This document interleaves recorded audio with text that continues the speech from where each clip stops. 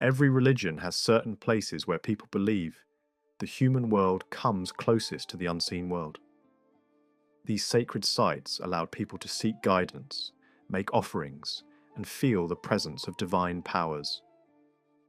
In some civilizations, such as ancient Egypt or the city of Jerusalem, worship was centered on great temples, where priests and rulers performed ceremonies and attempted to understand the will of the gods. Among the early Celtic and Germanic peoples, however, religion often took place outside rather than inside monumental buildings. Even in harsh northern climates, people usually turned to open landscapes when seeking contact with supernatural forces. Travelers and foreign observers often described these places with fascination. Ancient writers spoke of sacred groves deep in forests, clearings on hilltops, springs and lakes believed to hold spiritual power, and islands set apart from ordinary life. Burial grounds of noble ancestors were also treated as sacred territory. When Scandinavian settlers arrived in Iceland toward the end of the 9th century, they selected certain natural landmarks as sacred areas. These places were usually not marked by temples or enclosed by walls. Instead, the landscape itself defined the holy ground. One well-known example is a rocky hill on the Snæfellsnes Peninsula in western Iceland that early settlers treated with great respect. The hill stands out clearly in the landscape and can be seen from many miles away, just as it could in the first centuries of settlement. Its shape resembles a long burial mound, and from its summit the view stretches across mountains, glaciers, islands, and winding coastline. Standing there gives the impression of looking out over the whole world from a high seat of power.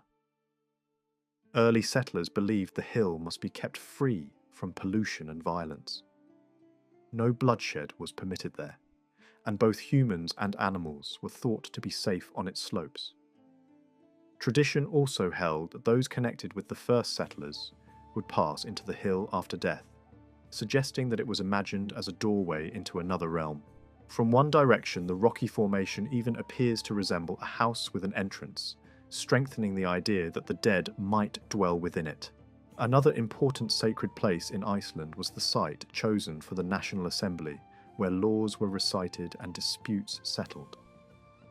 This gathering place lay in a dramatic volcanic rift valley where a fast river flowed toward a broad lake. Jagged walls of dark rock formed a natural backdrop that carried sound across the valley, allowing the speaker of the laws to be heard by the assembled crowds.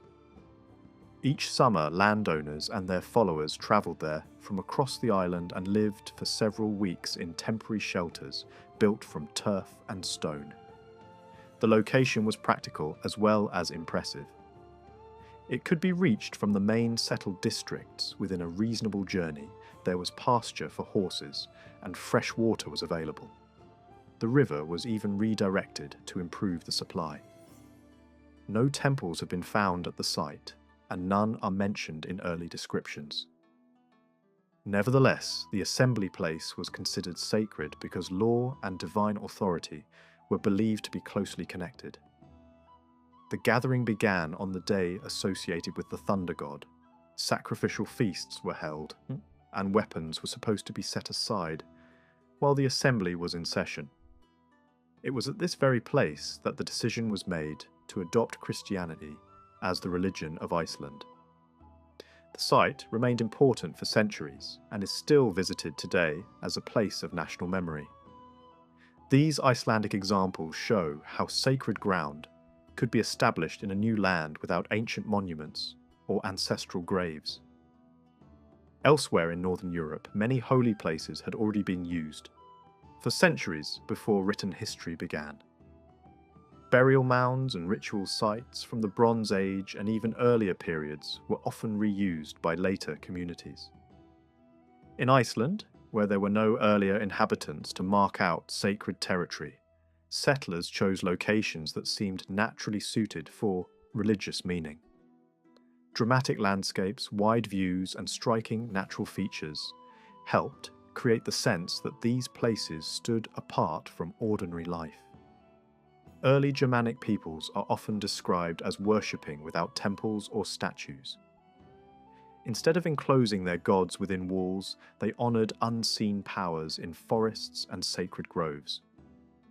The divine presence was believed to exist in hidden places rather than in carefully shaped images. Rough wooden figures may have existed in some sanctuaries, but these would not have impressed observers accustomed to the grand temples and sculptures of the Mediterranean world. Archaeological discoveries from northern Europe confirm that wooden cult figures once stood in remote places. Some were roughly carved from tree trunks with only simple features to suggest a human face. Others were more carefully shaped and may have represented gods, ancestors, or protective spirits. These figures were often found near hearths, stones, or pottery remains that indicate repeated ritual use over long periods of time. Many wooden images have been lost because of decay, but a number have survived in waterlogged ground and peat bogs. Some are small and carefully carved, while others were close to life size. A few were probably set up in open cult places rather than enclosed shrines.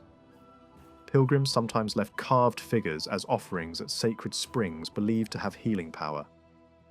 In other cases, the figures may have stood as permanent symbols of a deity or ancestor spirit.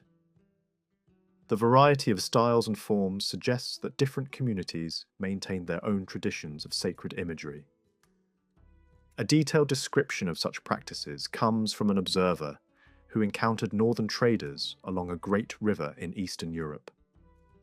These merchants set up wooden figures with roughly human faces surrounded by smaller images. When traders arrived, they made offerings of food, cloth, and drink while asking for profitable trade. If their wishes were granted, they sacrificed animals in gratitude and displayed the heads on stakes near the figures. When their prayers went unanswered, they appealed instead to the smaller figures, believed to represent the family or companions of the main god. This account shows how practical concerns such as trade and travel were closely connected with religious practice. Stone images also existed, though they were less common than wooden ones. Some early examples appear in burial grounds, where they may have represented heroic ancestors or supernatural guardians. One life-sized figure shows a warrior wearing a neck ornament, belt, and dagger, standing upright in a posture that suggests both strength and protection. Another larger monument displays two faces on a single pillar, perhaps representing a deity who could see in different directions at once. Such images must have made a powerful impression on those who approached them, combining the memory of the dead with the presence of divine power. Burial mounds themselves served as important sacred landmarks. Large mounds raised over cremation, burials often became symbols of royal authority and connection with the ancestors. Some had flattened tops that could be used as platforms for ceremonies or public announcements. Tradition held that rulers or seers might sit upon these mounds to gain wisdom or inspiration. From such heights, kings proclaimed laws, announced decisions, or were formally recognized by their followers. In some regions, stepped mounds continued to be used for public ceremonies long after the end of the pagan period, showing how deeply rooted these traditions were. In Ireland and other regions, burial mounds were believed to provide a direct link to the other world. Stories described ancient divine beings retreating into the mounds after the coming of a new religion. Certain nights of the year were thought to open passages between the worlds of the living and the dead, allowing travellers to enter the mounds or spirits to emerge from them. These traditions reinforced the idea that sacred places existed at the boundary between visible and invisible realms. Certain stones were believed to reveal the past. Some were used as calendars to mark the seasons. Others were used to track the movements of the sun and moon. Certain stones were believed to reveal the rightful king by sound or movement when he approached. Inauguration rituals sometimes required a ruler to stand upon a sacred stone while being recognized by the people. Similar traditions existed across Northern Europe, where stones served as enduring markers of political and spiritual legitimacy. Important assembly places were often treated as symbolic centers of the land. Even when they were not located at the true geographical middle, they represented a meeting point for people from every direction. Roads led toward them from all sides, and seating arrangements sometimes reflected divisions of the territory into regions surrounding a central point. This pattern appears in several traditions and suggests a shared idea of the sacred center as the place where order was maintained. In some regions, a tall pillar formed the focus of a holy place. Wooden columns could be raised on ancient mounds or beside sanctuaries, sometimes reaching impressive heights. These pillars may have symbolized the connection between earth and sky or the support of the world itself. Later, stone columns decorated with classical motifs continued similar traditions in areas influenced by Roman culture. Many of these stood near springs or rivers and were associated with sky gods, who controlled weather and fertility. Some showed a mounted deity overcoming a monster, symbolizing divine power over chaos. Even when carved in sophisticated styles, these monuments preserved older beliefs, linking sacred places with the sun, water, and the forces that govern the cycle of the year. A towering pillar described as a universal column has a clear twin in the northern idea of the world tree. In Norse myth, that tree is not just a plant, but a cosmic landmark, imagined as the central axis that holds the worlds in place and links the realm of gods to the realm of humans. For people in Scandinavia during the Viking Age, a living tree, or the idea of one, could stand for the universe's main hinge point. At the same time, wooden support posts inside great halls and sacred buildings carried a similar meaning in everyday life. These central posts held up the roof, but they also carried an invisible weight, the sense that order, authority, and sacred presence depended on a stable center. In stories and later tradition, such pillars are often tied to the thunder god, and early settlers are said to have brought them from Norway to Iceland so the new land would not feel spiritually unmoored. Even when the landscape changed, the symbol of a central support could be planted again. Legends also preserve the striking image of royal halls built around a living tree that rises through the roof, turning the building into a miniature cosmos. In parts of England, old halls are remembered where a tree once stood at the heart of the structure, suggesting that the idea was not confined to Scandinavia. In the heroic tradition surrounding the Volsung line, a great tree is said to stand in the centre of a king's hall, acting as the main support and the most powerful object in the room. Into that trunk, a mysterious figure drives a sword so deeply that none can free it, until one man succeeds and gains a weapon that becomes a family treasure. After it breaks in battle, it is reforged and used by the next generation to defeat a monstrous enemy. The shape of the story is unforgettable. Legitimacy, destiny, and supernatural favour are all proven through the act of drawing a weapon from an impossible place. Similar patterns appear elsewhere in European legend, because the message is universal.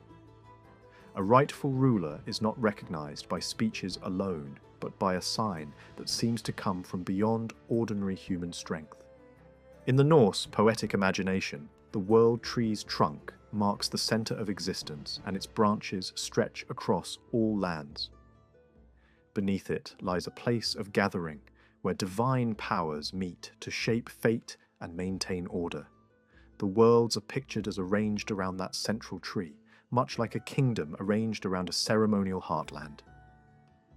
Even in societies separated by geography, there is a repeated habit of mapping the world into a centre and surrounding quarters.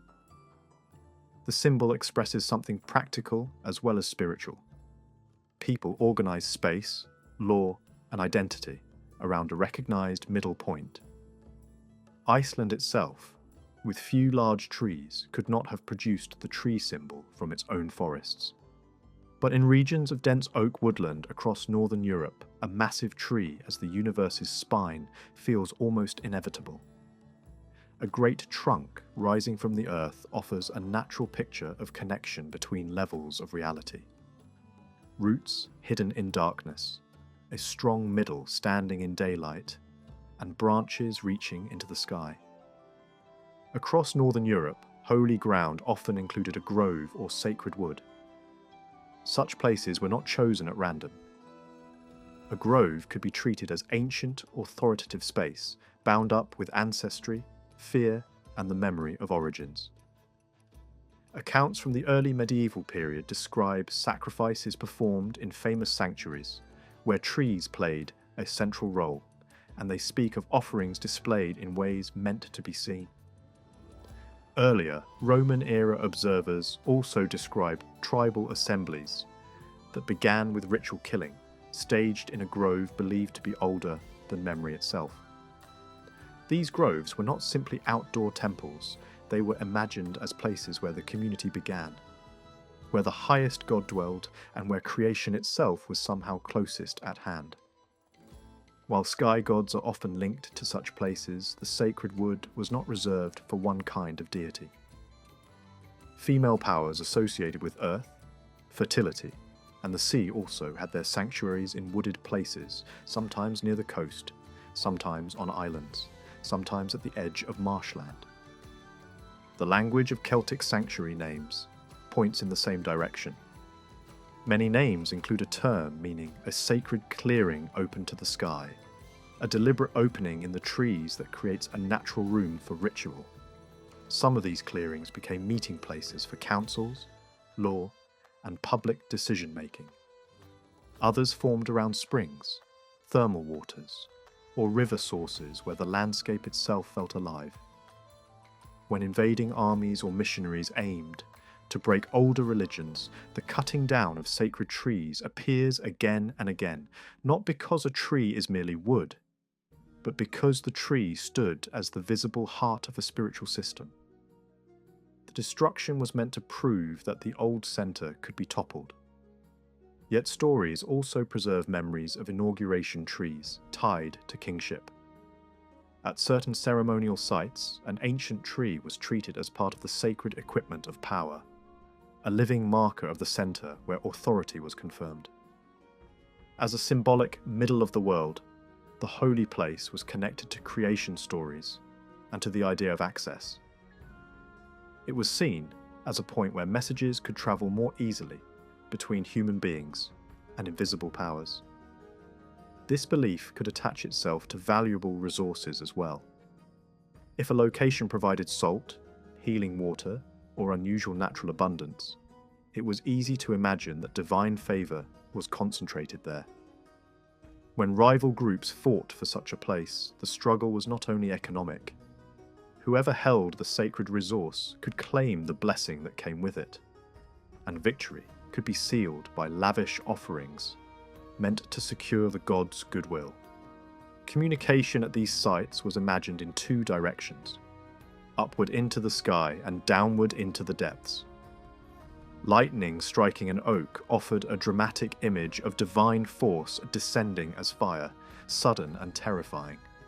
Over time, this power became linked with the thunder god's weapon, a tool that breaks stone, scars mountains, and pushes back the monsters that represent chaos.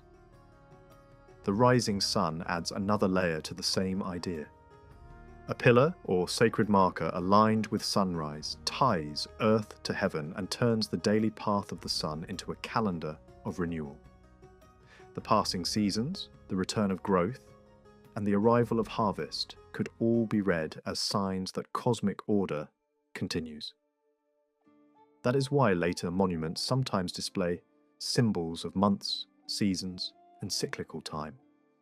They turn stone into a summary of the year's rhythm. Downward communication is just as important. Holy places repeatedly cluster around wells, springs, lakes, waterfalls, and bogs. Some waters were prized for healing, others simply for their purity, but in both cases they could be treated as channels to hidden knowledge. Northern tradition speaks of a sacred spring beside the cosmic tree, where wisdom is gained at a cost and where the future can be glimpsed through sacrifice.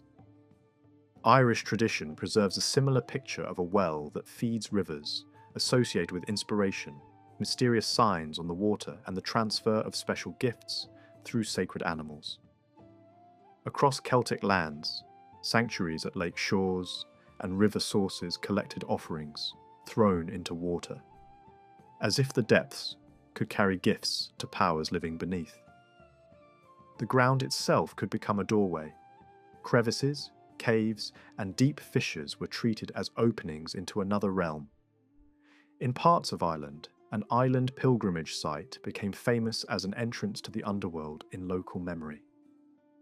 The modern religious framework around it changed, but the core experience remains recognizably older. Isolation, darkness, hunger, sleeplessness, and the sense of standing on a threshold where ordinary life fades and something other begins. When no natural opening existed, people could create one. Deep shafts were dug into the earth inside ritual enclosures, and offerings were placed at the bottom. Archaeology has uncovered human and animal remains in such shafts, sometimes arranged in ways that suggest formal rites rather than accidental disposal. Some shafts include access features that imply people climbed down into them, at least at times, to perform ceremonies in a confined chamber below ground level. The point was not comfort. The point was contact with depth. Wet places received treasures as well. Great metal objects, sometimes dismantled before deposition, were placed into bogs and lakes as gifts to unseen powers. Vast collections of weapons, ornaments, vessels, and ritual items have been recovered from northern waters, and similar patterns appear in Celtic pool deposits. The repetition across regions suggests a shared logic. The water is not only a boundary, it is a route. A gift dropped into a lake is not lost. It is delivered. Alongside open-air sanctuaries and natural landmarks, communities also created enclosed sacred space. A boundary could be temporary, marked by ropes or ritual lines, or it could be permanent, shaped by ditches, banks, palisades, and walls. Enclosures set apart a zone where rules changed. Weapons might be forbidden, speech might carry legal force, and ritual might transform ordinary objects into sacred ones. Some enclosures were enormous, with central post holes large enough to have held towering wooden posts, implying that a vertical marker stood at the heart of the ring. Other sites were rectangular or square, with pits, platforms, deposits, and burials inside, suggesting long-term ceremonial use.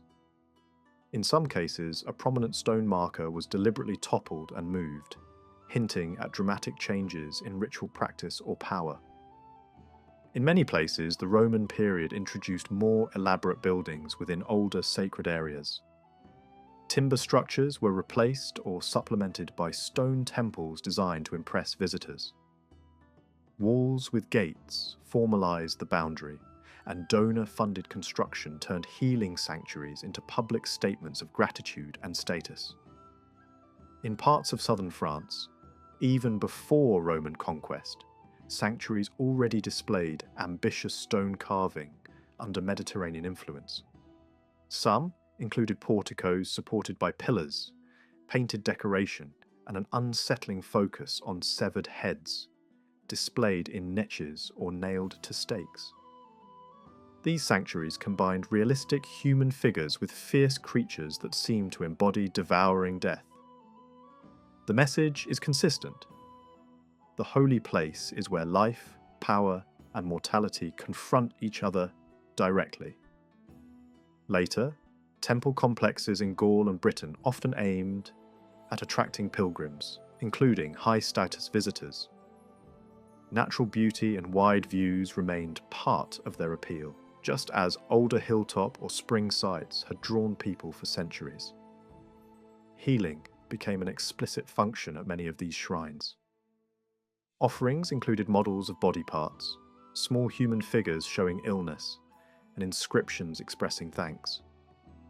Water-based cures involved drinking, bathing, and sometimes sleeping in or near the sanctuary to receive healing dreams.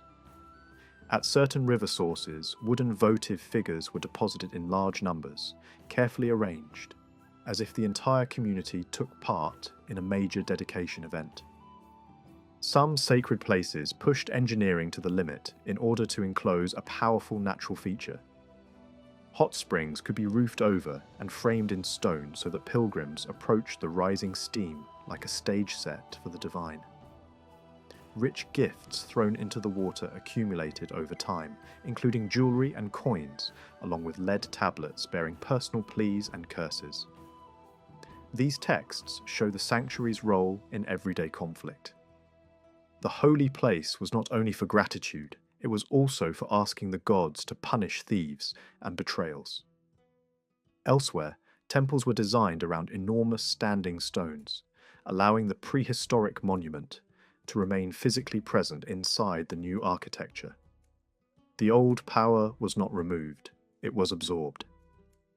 A common temple form in Romanized Celtic regions used a central shrine surrounded by a walkway for circling processions. The inner space held the cult focus, while the outer passage allowed visitors to move around the building and participate without entering the most restricted area. Many of these temples were smaller than famous spa complexes. Some were modest structures on private estates, closer to household chapels than grand public shrines. Early wooden versions may be hard to identify in excavation because they can resemble ordinary buildings. This uncertainty itself is revealing. In many communities, sacred and secular life were not separated by modern categories. A farm hall might host a religious feast. A local leader might preside over rituals that were as much about community cohesion as about devotion. Germanic regions, less shaped by Mediterranean tastes, appear to have favoured timber buildings and outdoor cult places rather than monumental stone temples. Historical accounts of conversion describe idol shrines and fenced sacred spaces that burn quickly, suggesting wood as the main material. Archaeology provides hints of large timber structures near royal halls that could have served ritual functions, including pits filled with animal bones and unusual concentrations of skulls, indicating sacrificial activity. In Scandinavia, saga narratives describe impressive temples, but these texts were written later and may reflect storytelling habits shaped by biblical and classical imagery. Excavation has not consistently confirmed the existence of grand temple buildings on the scale described. Instead, the strongest evidence points to long-used sacred sites, where timber buildings were rebuilt over centuries, and where small gold foil figures were deposited in ways that suggest rites of blessing and consecration connected to fertility deities. In practice, many Scandinavian temples may have resembled small shrines storing sacred objects. Rings, bowls, and ritual equipment used during seasonal feasts. Some places named as religious centres may have been farms, where communal rituals were hosted by local leaders, rather than purpose-built temples. The focus seems to have been offering, divination, and feast, not congregational worship in a large assembly hall. Healing, while not as strongly emphasised as in many Celtic sanctuaries, appears in fragments. Dreams on burial mounds, visions sent by gods tied to fertility and the earth, and consultations sought before major decisions like migration or war. The goal was often guidance, warnings, and luck in survival activities, such as hunting and fishing. Even when buildings were simple, the sacred could still be lavish. Reports of conquered holy places speak of precious metals taken from sanctuaries. Extraordinary hoards of gold vessels and jeweled ornaments may represent temple treasures hidden during crisis. Large ritual objects deposited in wetlands also imply ownership by sanctuaries or cult communities that used them during festivals and then offered them to the powers below. One possible clue to earlier northern sacred architecture lies in later wooden churches of Norway. These buildings are structurally and visually distinct from stone churches elsewhere in Europe. Their design depends on heavy timber frames and vertical masts that rise like ship parts, creating a dark interior where the roof draws the eye upward to a central height.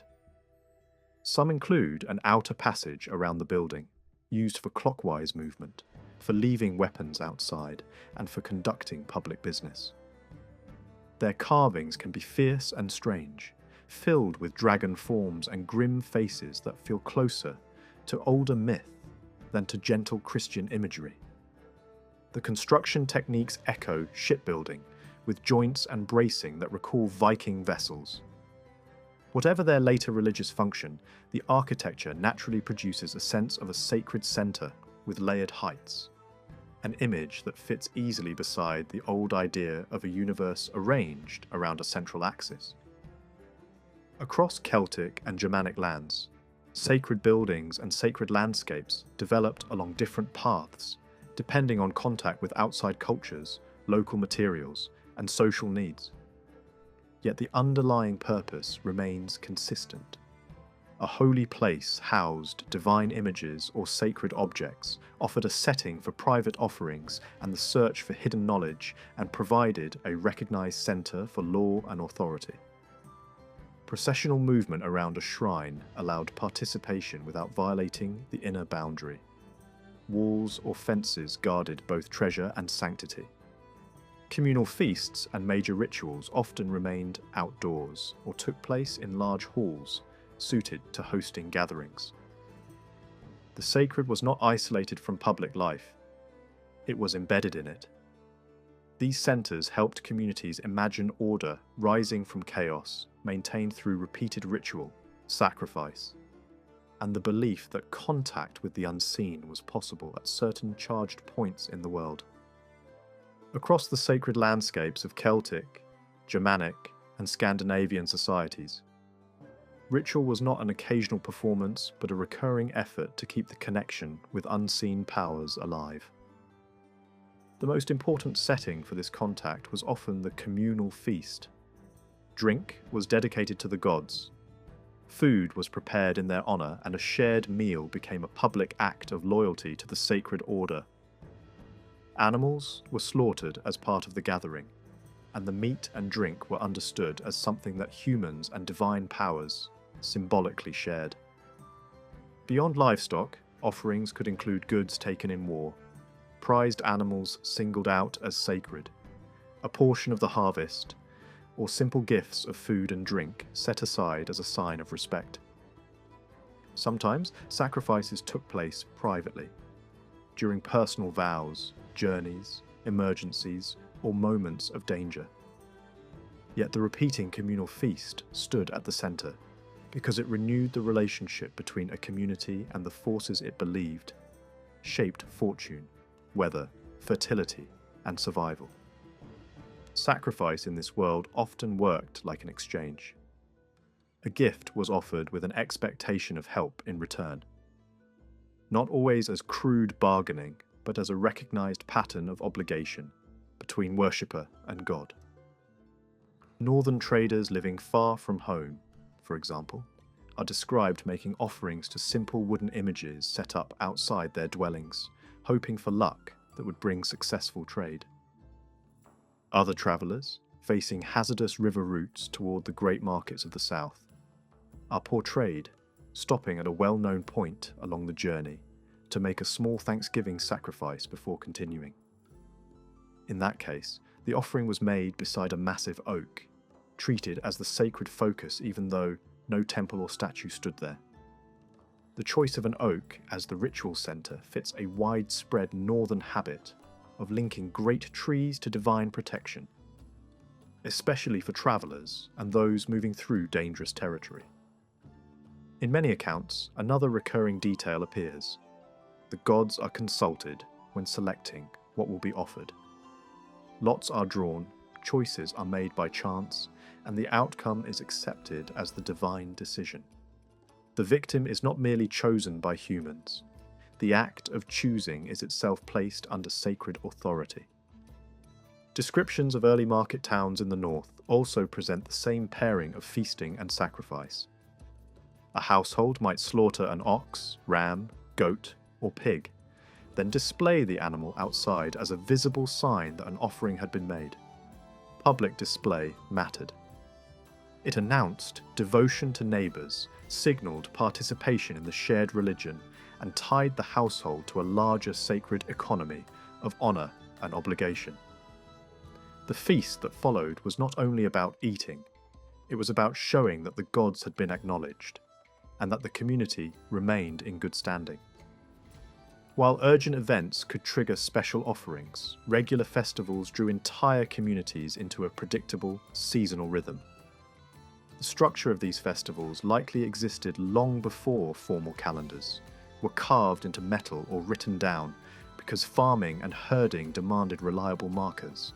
The turning of seasons, the movement of animals, the time to slaughter, the time to sow, the moment when travel and warfare became possible again. Where formal calendars existed, they did more than mark days. They labelled periods as favourable or risky, and they gave learned specialists a tool to calculate when ceremonies should occur. But even without such systems, communities could judge time by the moon, by the sun's movement, and by the repeating pressures of climate and food supply.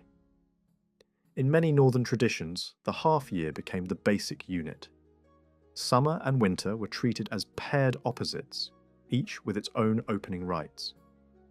Time could be counted not in days but in nights, and this way of thinking shaped how people understood beginnings.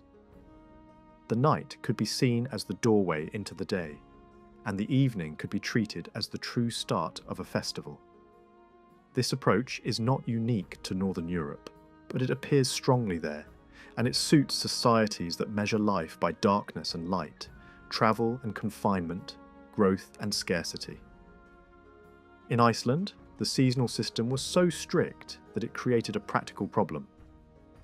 A year made from symmetrical blocks can drift away from the true solar cycle, and people eventually notice when the seasons no longer align with what the sun is doing. When that happens, it is not a minor inconvenience. It disrupts travel, agriculture, and the timing of collective gatherings. The response that emerged was striking. The solution was framed not merely as arithmetic, but as law and sacred order. The main assembly, the place where law was spoken aloud, became the authority that corrected time itself. An extra week was added at set intervals to pull the calendar back into alignment. In other words, the management of time was treated as part of the sacred responsibility of governance. Keeping the year accurate was not only practical, it was a way to keep the community's rituals synchronized with the world the gods were believed to govern. Among Celtic-speaking communities, the major festivals clustered around decisive seasonal thresholds. One marked the beginning of winter and carried the weight of a new year. It was a sensible time for slaughtering animals that could not be kept through the cold months, which also made it an ideal moment for feasting. But it was also imagined as dangerous. Boundaries between seasons were believed to weaken boundaries between worlds. Stories place uncanny encounters at this time. The dead approaching the living, strange visitors moving out from hidden places, and signs appearing that reveal what the coming year will bring. The festival became a time for divination and protective ritual, and later popular customs preserved echoes of this older mood of risk and revelation. Opposite this stood the festival that opened summer, associated with fire, cleansing, and fertility. The lighting of bonfires and rites aimed at protecting herds and encouraging growth continued long after conversion to new religions, which suggests how deeply seasonal magic was woven into community life. Between these two poles lay additional festivals that marked the first signs of spring and the start of harvest. Early February carried associations with livestock, milk, purification, and household blessing, and tradition often frames it in ways that bring women's roles to the foreground. Early August belonged to the first fruits and the beginning of harvest labour.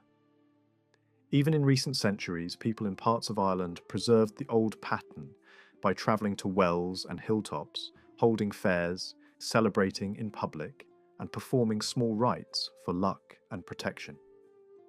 Germanic-speaking regions show a comparable pattern, although details shift with climate.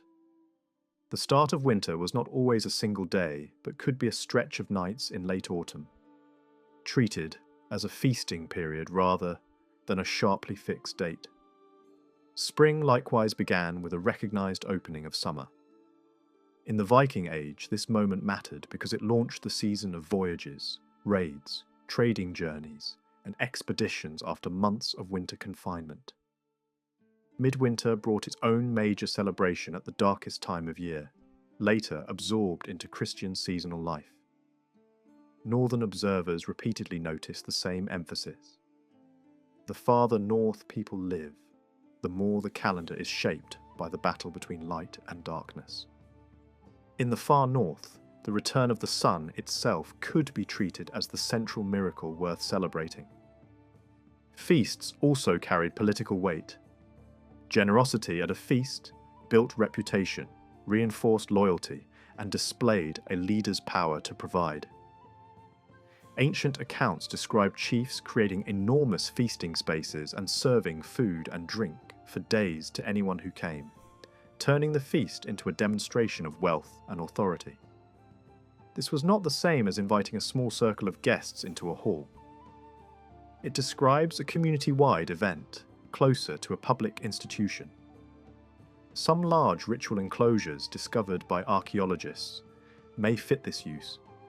Spaces designed to hold crowds, rites, and repeated gatherings across generations.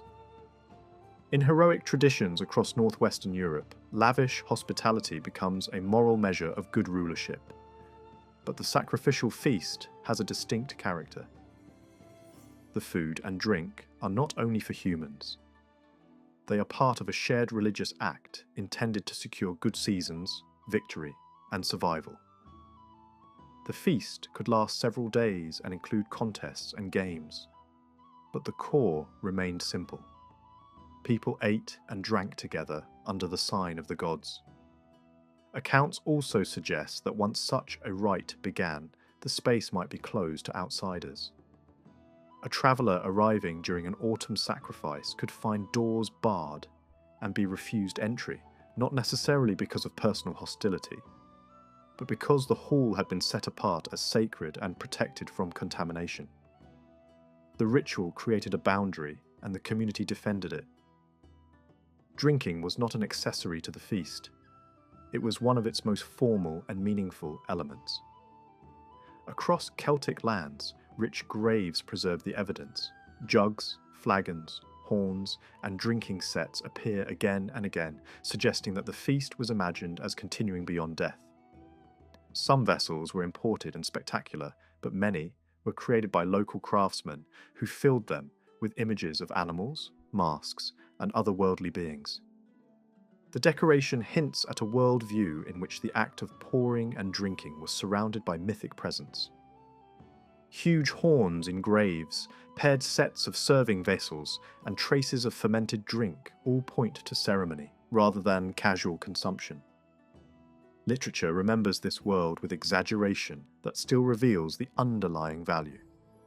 Kings and heroes measured greatness by the scale of their drinking gear and the abundance of the feast. In Germanic traditions, drinking horns held similar prestige. Certain animals were prized not only for meat, but for the symbolic value of their horns, which could become treasured status objects displayed at major feasts. Over time, as court culture changed and new table customs spread, horns were replaced by cups that could be filled and passed more easily. Yet stories preserve the older pattern. Drink carried around the hall from the ruler's seat, a formal circuit that made drinking into a public ritual. In epic poetry, a queen or noble woman often carries the cup, and the moment of receiving it becomes the moment of making vows. Promises spoken over the drink carry weight. The feast is where loyalty is declared, reputations are staked, and future action is committed in front of witnesses. The old practice of dedicating drink to divine powers did not vanish overnight with conversion to Christianity. It often reappeared in new clothing as formal toasts at guild feasts and memorial gatherings.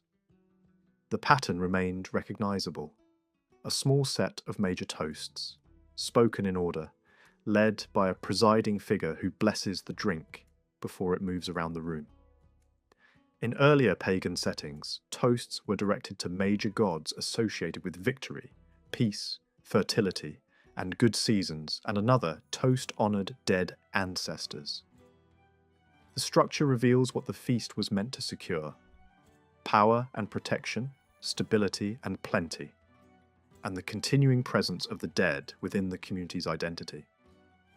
Northern stories also treat drinking vessels as objects with personality and force. Famous horns are given names, guarded like treasures, and surrounded by tales of blessing, deception, and prophecy. Some narratives describe supernatural beings offering horns to kings, and the reaction of those beings when the drink is blessed in a new religious fashion becomes a dramatic marker of conflict between old and new sacred orders. Other tales push the idea into myth. A god tries to empty an enormous horn in a giant's hall and fails because it is secretly linked to the sea itself. The horn becomes a test, and the failure reveals hidden structure in the world. Even the names attached to horns often tie them to the figure of the wandering god associated with disguises, poetry, and magic, strengthening the sense that drink, inspiration, and power belong together. Brewing itself carries mythic importance. Some stories describe divine beings collaborating to create the sacred drink that seals peace after conflict. The act of preparing the liquid becomes a pledge that cannot be broken. Other tales describe enemies trying to steal the drink of inspiration, and the gods struggling to reclaim it. This is more than entertainment. It expresses a belief that mead and ale are not just beverages, but carriers of luck, speech, wisdom, and poetic force. That belief also explains why saints' stories in Christian literature repeatedly target the brewing vessel at pagan feasts. In those narratives, a holy figure disrupts the communal drink and the container breaks dramatically, a symbolic victory meant to show that the old sacred contract has been severed. Even when the stories are clearly polemical, they preserve valuable information about the centrality of the drinking rite. The feast also required another cauldron, the one used for cooking meat. Here again, myth and ritual mirror each other. Tales across Celtic and Norse worlds imagine an otherworld banquet where drink never runs dry and meat never runs out. In some stories, a pig or boar is eaten and restored to life to be cooked again the next day. The detail is grotesque if taken literally, but as symbolism it is clear. The feast represents renewal, a cycle that defeats scarcity and even death. The theme expands beyond animals. In certain traditions, a magical vessel can restore fallen warriors, sending them back into battle changed in some unsettling way. The idea of resurrection through a cauldron is one of the most striking images in the mythic imagination of these regions, and appears alongside archaeological finds that show how seriously feasting equipment was treated in life and in death. Graves reinforce the point. Food and drink offerings appear in burials from early periods onward, sometimes in extravagant form, with great vessels and full dining sets arranged as if for a banquet. This was not simply practical provisioning. The scale is too symbolic, too theatrical. It suggests a belief that the feast continues in another realm, and that participation in the otherworld banquet signals some form of continued existence. Even modest offerings for poorer people may reflect the same hope. A small portion of food and a drink set beside the dead, not only as nourishment, but as a sign that the person remains connected to the community and to the powers that stand behind life. Certain animals stood out as central to sacrificial meals, and the boar is one of the most prominent. Pork was widespread in Celtic lands, and swine herding held economic importance, which helps explain why the pig becomes such a powerful religious and literary symbol. Ancient descriptions highlight fierce rivalry among warriors for the finest cut of the feast animal, and the distribution of portions followed strict rules that reflected rank and honour. The so-called champion's share became a public badge of status, and disputes over it could erupt into ritualised violence in story tradition. Irish tales preserve the same theme with vivid intensity. A boastful figure provokes champions into conflict over the right to the best portion. Another hero seizes control of the carving through intimidation and proof of past victories, and the hall becomes a stage where social hierarchy is tested and confirmed. Lists even survive in tradition that describe which cuts go to which roles, as if the feast were a political map carved into meat. The boar's significance also appears in material culture. Boar images show up in stone and metal, on shields and swords, and as crests on helmets. The animal is portrayed as aggressive and battle-ready, an ideal emblem for warriors. A boar hunt, real or imagined, could also become a dangerous proving ground. Some ancient observers remark on the size and ferocity of northern pigs, and later, literature turns the boar into a near-mythic opponent, pursued by heroes and kings. Yet the boar does not represent only violence. In some traditions, it is also linked to fertility and abundance, even imagined as the source of grain and honey on its journey. That pairing is revealing. The feast requires both slaughter and plenty, danger and nourishment, battle honour and household prosperity. Germanic and Anglo-Saxon evidence points the same way. Pork joints and pig heads appear in graves, and the boar becomes a favoured emblem of kingship and protection.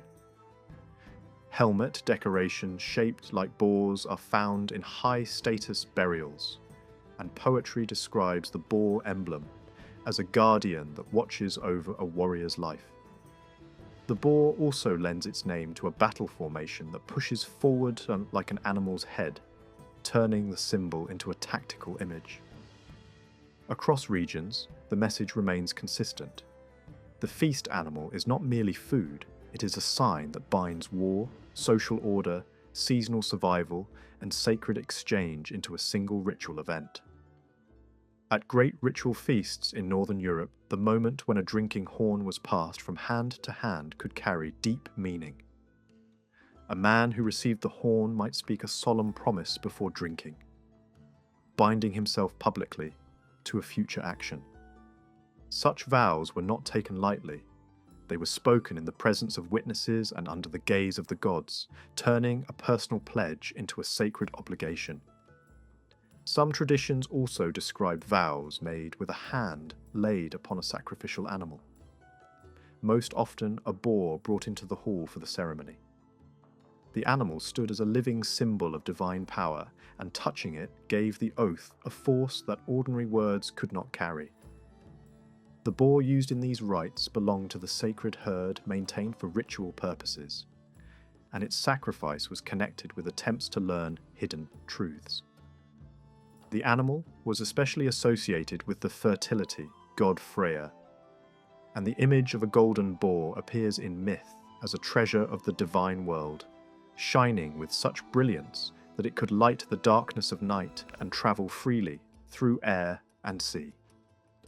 In stories where the goddess Freya journeys into hidden realms to seek knowledge, she rides a boar whose brightness suggests a deeper connection with the movement of the sun across sky and underworld alike.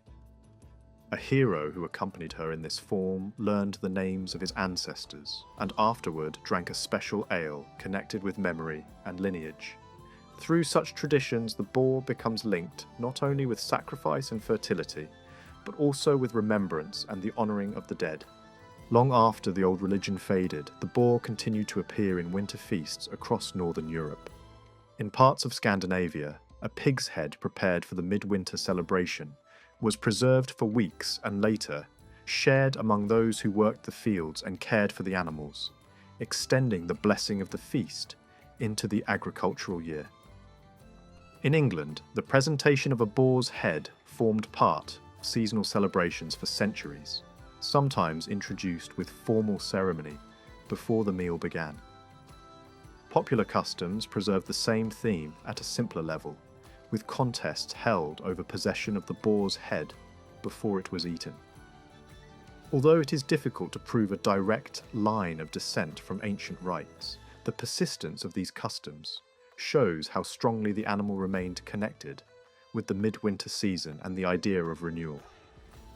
Another animal with powerful sacred meaning was the bull. Across much of Europe, the bull had been treated as a symbol of strength and fertility since prehistoric times, and its image appears frequently in ritual objects and decorated vessels. Scenes survive showing hunters or warriors confronting a powerful bull with the help of dogs, reflecting traditions in which the pursuit and killing of such animals tested courage and skill.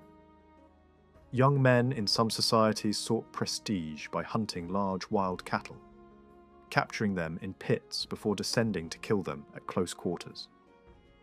Bull imagery sometimes exaggerates the animal's horns, even adding a third horn to emphasize supernatural force.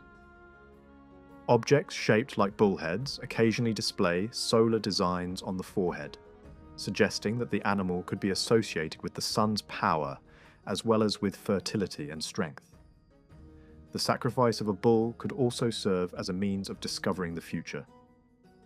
In one tradition, a bull was killed and eaten, and a chosen participant lay wrapped in the hide in order to dream of events yet to come, including the identity of a future ruler.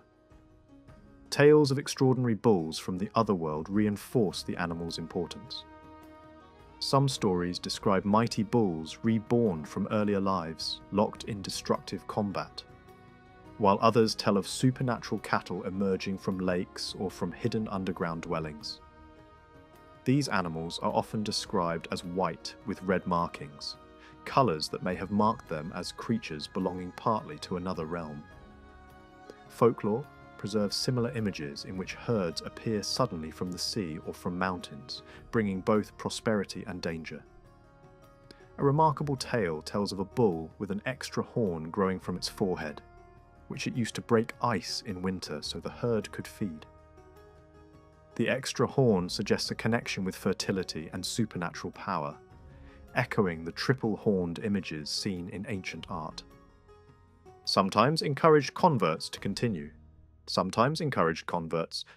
gathering for communal meals, while redirecting the religious meaning toward new forms of worship. Archaeological discoveries confirm that large numbers of cattle were slaughtered over time at certain meeting places, leaving piles of skulls and bones as silent evidence of repeated feasts. In some areas, the hides of sacrificed animals were displayed outside buildings after the feast, sometimes with horns and hooves attached.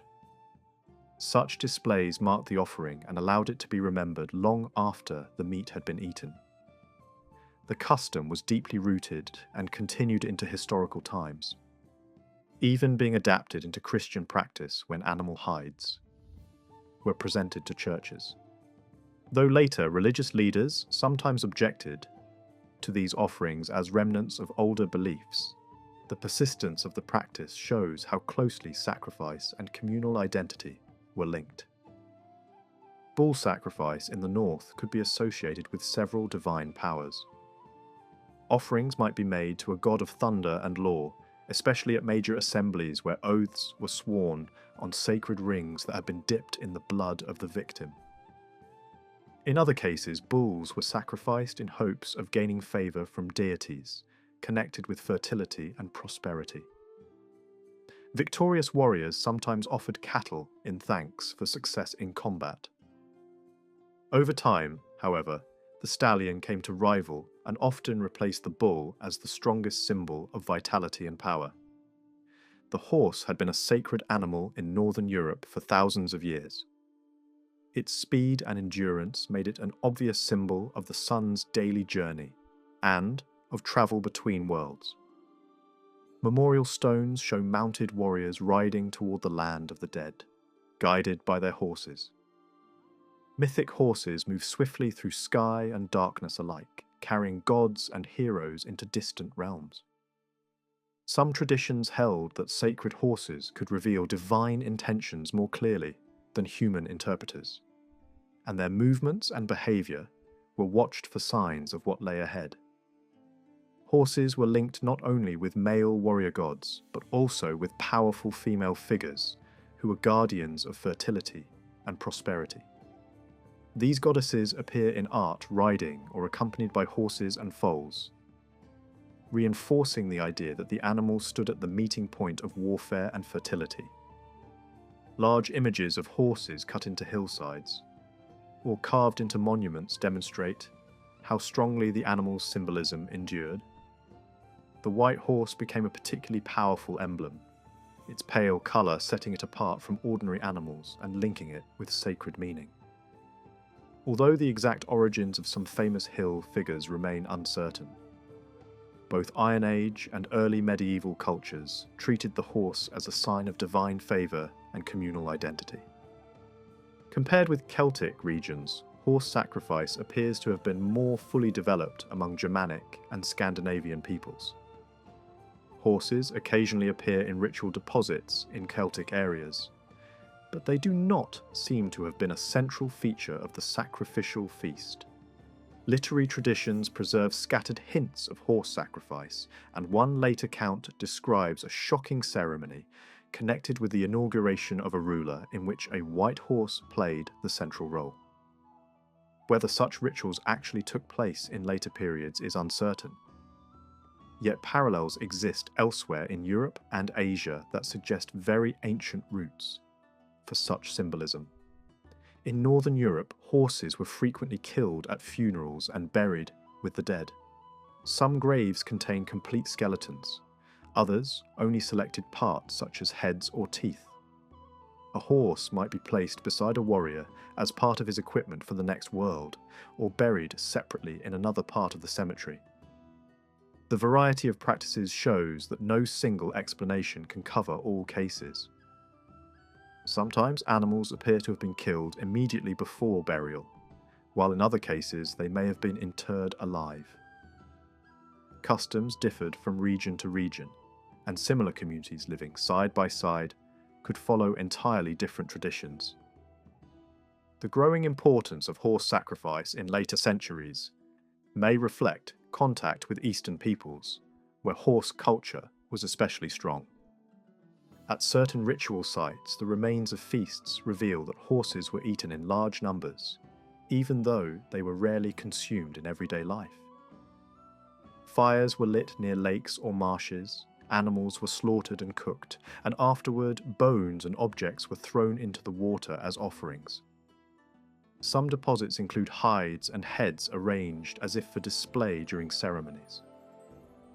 The location of such sites suggests that gatherings there may have included horse races or contests to determine which animals would be sacrificed. One detailed account from the Viking Age describes a king compelled to take part in a ritual feast against his own wishes. A leader presided over the ceremony, dedicating the first bowl of drink to a major war god, while the assembled people watched carefully to ensure that the king participated correctly. Later, a horse was slaughtered, and the king was urged to eat the meat and drink the broth prepared from it. Even minimal participation was important, because the well-being of the land was believed to depend on the ruler sharing in the sacrifice. Such stories show how closely ritual obligation and political authority were connected. Although boars, bulls, and horses were the most important animals for sacrifice, others also played a role. Goats and sheep were commonly offered, probably because they were easier to obtain. Stories about divine goats that could be eaten and restored to life hint at a long tradition of goat sacrifice. Rams appear frequently in ancient imagery, sometimes linked with serpents or horned deities that seem to combine symbols of fertility and healing. Wild animals could also become victims in sacred hunts. Early artistic scenes show processions that may represent ritual hunting associated with burial ceremonies. The stag in particular appears to have carried royal symbolism, suggested by halls decorated with antlers and objects shaped like deer. Later, aristocratic hunting customs may preserve distant echoes of these earlier beliefs. Dogs occupied a special place among sacred animals, especially in Celtic lands. They appear beside mother goddesses and healing deities, suggesting links with protection and recovery. Archaeological discoveries include dog figurines and skeletons deposited in ritual contexts, sometimes together with horses and cattle. In myth and legend, dogs guard the entrance to the world of the dead, and burying a dog with a person may have been intended to provide a guide in the journey beyond life. Birds provided a simpler form of sacrifice. Travelers sometimes offered domestic fowl before setting out on dangerous journeys, and bird remains appear in graves from very early periods. Water birds and birds of prey both held symbolic meaning, appearing in art and story as creatures connected with fertility and warfare. Ravens and crows in particular were associated with battle and prophecy, while the cries and flight patterns of birds could be interpreted as signs of future events. The spilling of blood was a central element in sacrificial ritual. The blood of the victim might be collected and sprinkled on walls, altars, and participants, turning the sacred space into a place marked by divine power. Special bowls were kept for this purpose in some sanctuaries. Similar practices survived in hunting traditions, where the blood of a slain animal was used to protect the hunter and his household from misfortune. Blood might also be used in divination, staining carved symbols so that hidden knowledge could be revealed. Beyond the regular cycle of feasts, larger ceremonies sometimes took place at longer intervals and demanded more dramatic offerings. Animals and human beings alike could be sacrificed on such occasions, especially in times of danger or after major victories. Some traditions speak of periodic gatherings where victims were killed in large numbers and their bodies displayed in sacred groves. The details vary between sources, but the underlying theme is clear. Extraordinary situations called for extraordinary gifts to the gods.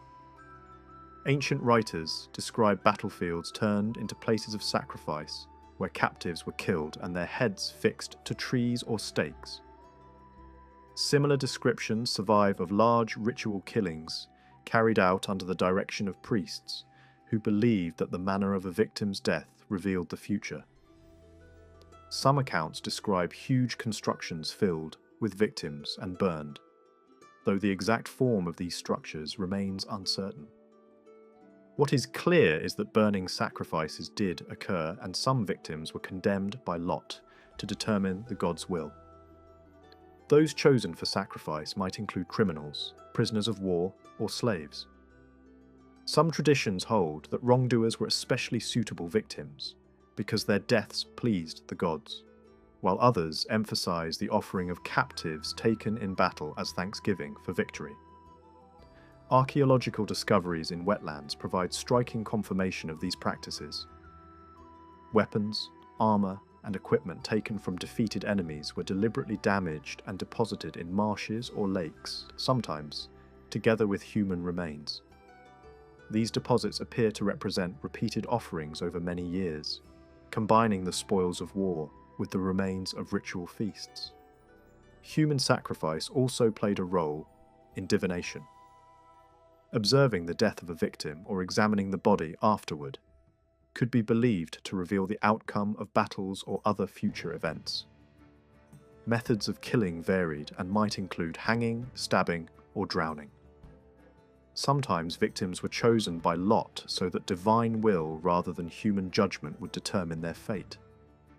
Sailors, warriors, and travelers could feel bound by vows to offer a human life in return for success, treating the sacrifice as a necessary payment rather than an act of cruelty. Funerals could include human victims as well. Slaves or attendants might be killed and buried with a master, sometimes after being treated with honor before death. Archaeological finds confirm that elaborate burial ceremonies often included the slaughter of animals, and occasionally additional human burials, some placed in the grave with little ceremony. Although such practices varied widely, they demonstrate how death rituals could become occasions for sacrifice. Stories occasionally speak of children or rulers offered to the gods, but such accounts are difficult to interpret. Some may reflect moral tales or later imagination rather than historical reality. In other cases, the killing of a ruler during times of famine or disaster may have been seen as a desperate attempt to restore prosperity. These acts appear as exceptional measures rather than regular ceremonies. The complex sacrificial traditions of the Celtic and Germanic peoples were driven by more than the hope of fertile fields and peaceful prosperity. A large part of their religious life focused on warfare and the constant struggle for survival among rival tribes. Victory in battle was believed to depend not only on strength and courage, but also on proper ritual observance. These societies lived in an age when land was contested, raids were common, and neighbouring groups could quickly become enemies. In such a world, religious ceremonies often aimed at securing success in war. Seasonal gatherings held at the beginning of summer were closely connected with the start of campaigning. This was the time when warriors set out on raids, armies gathered, and fleets launched from northern shores. At these festivals, offerings were made to the powers believed to control the outcome of battles. Weapons, armor, and other spoils taken from defeated enemies were often surrendered voluntarily at sacred places or cast into lakes and marshes as gifts to the unseen forces that governed victory. During the Viking Age in particular, warriors relied heavily on ritual preparation and signs believed to reveal the future. Decisions about when to fight or withdraw might depend on omens interpreted before battle. Magical formulas were believed to protect fighters in desperate situations. Some traditions spoke of spells that could weaken enemy weapons or render a warrior immune to harm. Others promised to strengthen companions marching into battle so that they would return unharmed. Such beliefs were not abstract ideas but formed part of everyday experience in war. Stories told in the northern sagas describe fighters suddenly overcome by a strange paralysis in the middle of combat, unable to move their limbs while enemies closed in around them. This condition was understood as the effect of hostile magic, an invisible restraint placed upon a warrior at the critical moment. A determined fighter might struggle to break free from such unseen bonds, but if the enchantment returned again and again, defeat soon followed. Religious belief, magical practice, and warfare formed a single system of thought. The gods who governed battle were invoked through sacrifice and ritual acts, and their favour was believed to determine the fate of armies.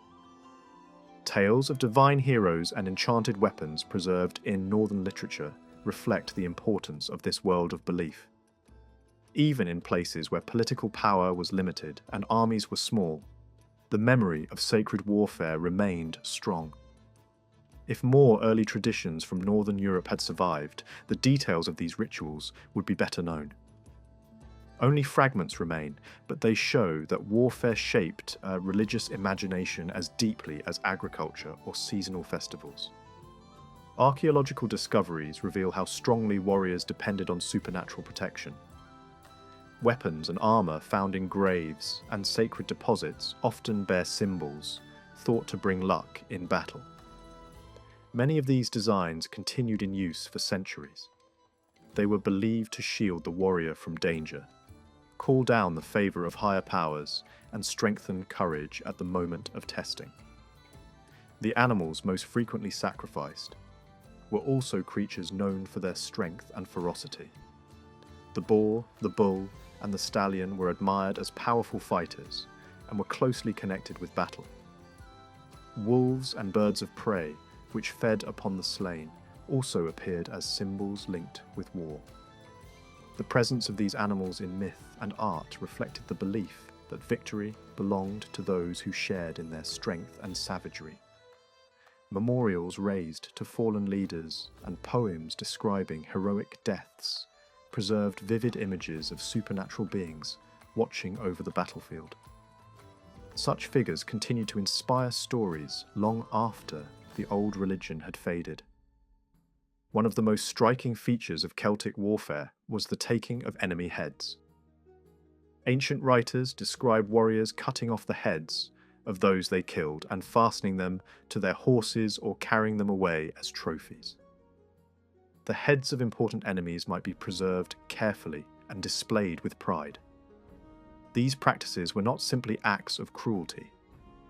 Possession of an enemy's head could be seen as a sign of personal bravery, a trophy of victory, or a source of power. Some heads were displayed in sanctuaries or fixed to walls and pillars, suggesting that they had a deeper significance than ordinary spoils of war. The head was widely regarded as the seat of thought and identity, and preserving it may have been believed to capture some part of the enemy's strength. In some traditions, severed heads were even thought capable of speech or prophecy. Stories tell of heads brought to feasts, where they were treated with honour and sometimes believed to sing or foretell the future. In one famous tale, a minstrel's head was carried from the battlefield to a victory feast, where it sang a lament so moving that everyone present wept before it was returned to the body and buried. Such beliefs were not limited to Celtic lands. Germanic warriors also displayed severed heads as signs of victory. Ancient battlefields sometimes contained evidence of bodies left where they fell while heads were removed and carried away. Later, accounts describe heads mounted on stakes or hung in sacred places. The practice survived in legend long after it disappeared from real warfare. Stories tell of heads speaking after death, demanding vengeance, or revealing hidden knowledge. A famous tradition describes a preserved head consulted for wisdom, believed capable of answering questions about the future. In both Celtic and Germanic traditions, the head was regarded as a powerful object, associated with memory, identity, and supernatural insight. The violent character of Celtic warriors was matched by the reputation of Germanic fighters. Early descriptions emphasize the terrible power of their sword strokes, which often aimed at the head or limbs of an opponent. Archaeological evidence from burial grounds confirms the destructive force of these weapons. Warriors trained to strike with such precision required not only strength, but a state of fierce emotional intensity.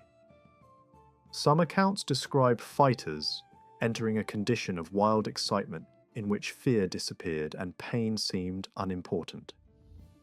Observers wrote of warriors shouting and roaring, like animals as they fought. The most famous example of such fighters in the north were the berserk warriors, men known for their uncontrollable fury in battle. They were said to fight without armour, biting their shields and charging forward with terrifying strength. Some traditions describe them wearing animal skins and behaving like wolves or bears. These animals symbolized courage and ferocity. and warriors identified with them in both name and behaviour. The bear often represented the solitary champion, while the wolf symbolised bands of young fighters living outside normal society. Such warriors trained themselves through hardship, learning to endure hunger, cold, and exhaustion. They lived by hunting, raiding, and warfare, often separated from ordinary communities. Stories of warrior bands living apart from settled society appear in several traditions. Young fighters might be required to pass difficult tests before being accepted among experienced warriors. They learn to move silently through forests, defend themselves under attack, and survive in harsh conditions. Some were required to endure extreme heat or freezing cold without complaint. These ordeals prepared them for the hardships of war and helped shape their identity as fighters. The life of such warriors was dangerous and often short, but it offered honour and reputation to those who survived. Heroic traditions preserve detailed descriptions of the skills expected of a great warrior. Some heroes were said to master special techniques in combat, each with its own name and reputation. Certain weapons were believed to give an almost supernatural advantage when used by a skilled fighter. One famous weapon was described as impossible to defend against, ensuring victory when properly used. Warriors practiced constantly to perfect their abilities, sometimes becoming so absorbed in training that they ignored the dangers around them. Endurance formed an essential part of warrior training. Fighters might be exposed deliberately to intense heat or bitter cold as a test of strength. Some traditions describe warriors sitting unprotected in snowstorms or standing upon heated stones. These practices were believed to harden the body and prepare the warrior for battle. The intense heat associated with battle fury was sometimes imagined as powerful enough to melt snow around the fighter's body. The transformation of a warrior in battle was often described in dramatic terms. Before combat, a hero might put on his helmet and give a terrifying cry intended to frighten enemies. Battle rage was believed to change a fighter, physically as well as mentally. Stories describe warriors whose faces twisted with fury and whose bodies seemed to swell with strength. One famous hero was said to undergo a violent transformation, in which his features became distorted and unrecognizable, his eyes shifting strangely in their sockets, while sparks and flashes of light seemed to appear around him. Such descriptions express the belief that the warrior in battle became something more than human, possessed by a force that drove him forward without fear. In the stories of the early Celtic world, the hero was not simply a skilled fighter, but a being transformed by battle itself. When the warrior entered a state of fury, strange signs were said to appear around him. A blazing light was believed to shine from his forehead, as if some inner fire had broken through the limits of the human body. Dark blood seemed to rise from his head and dissolve into a shadowy mist, compared by poets to smoke drifting upward from a royal hall on a winter evening. These images were meant to show that a warrior in battle rage became something more than an ordinary man, filled with a force that lifted him beyond human limits.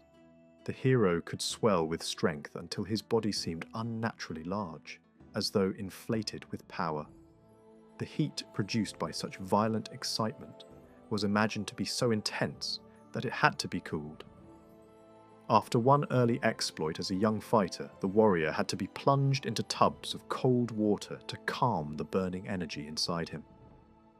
The first vessel shattered from the sudden shock.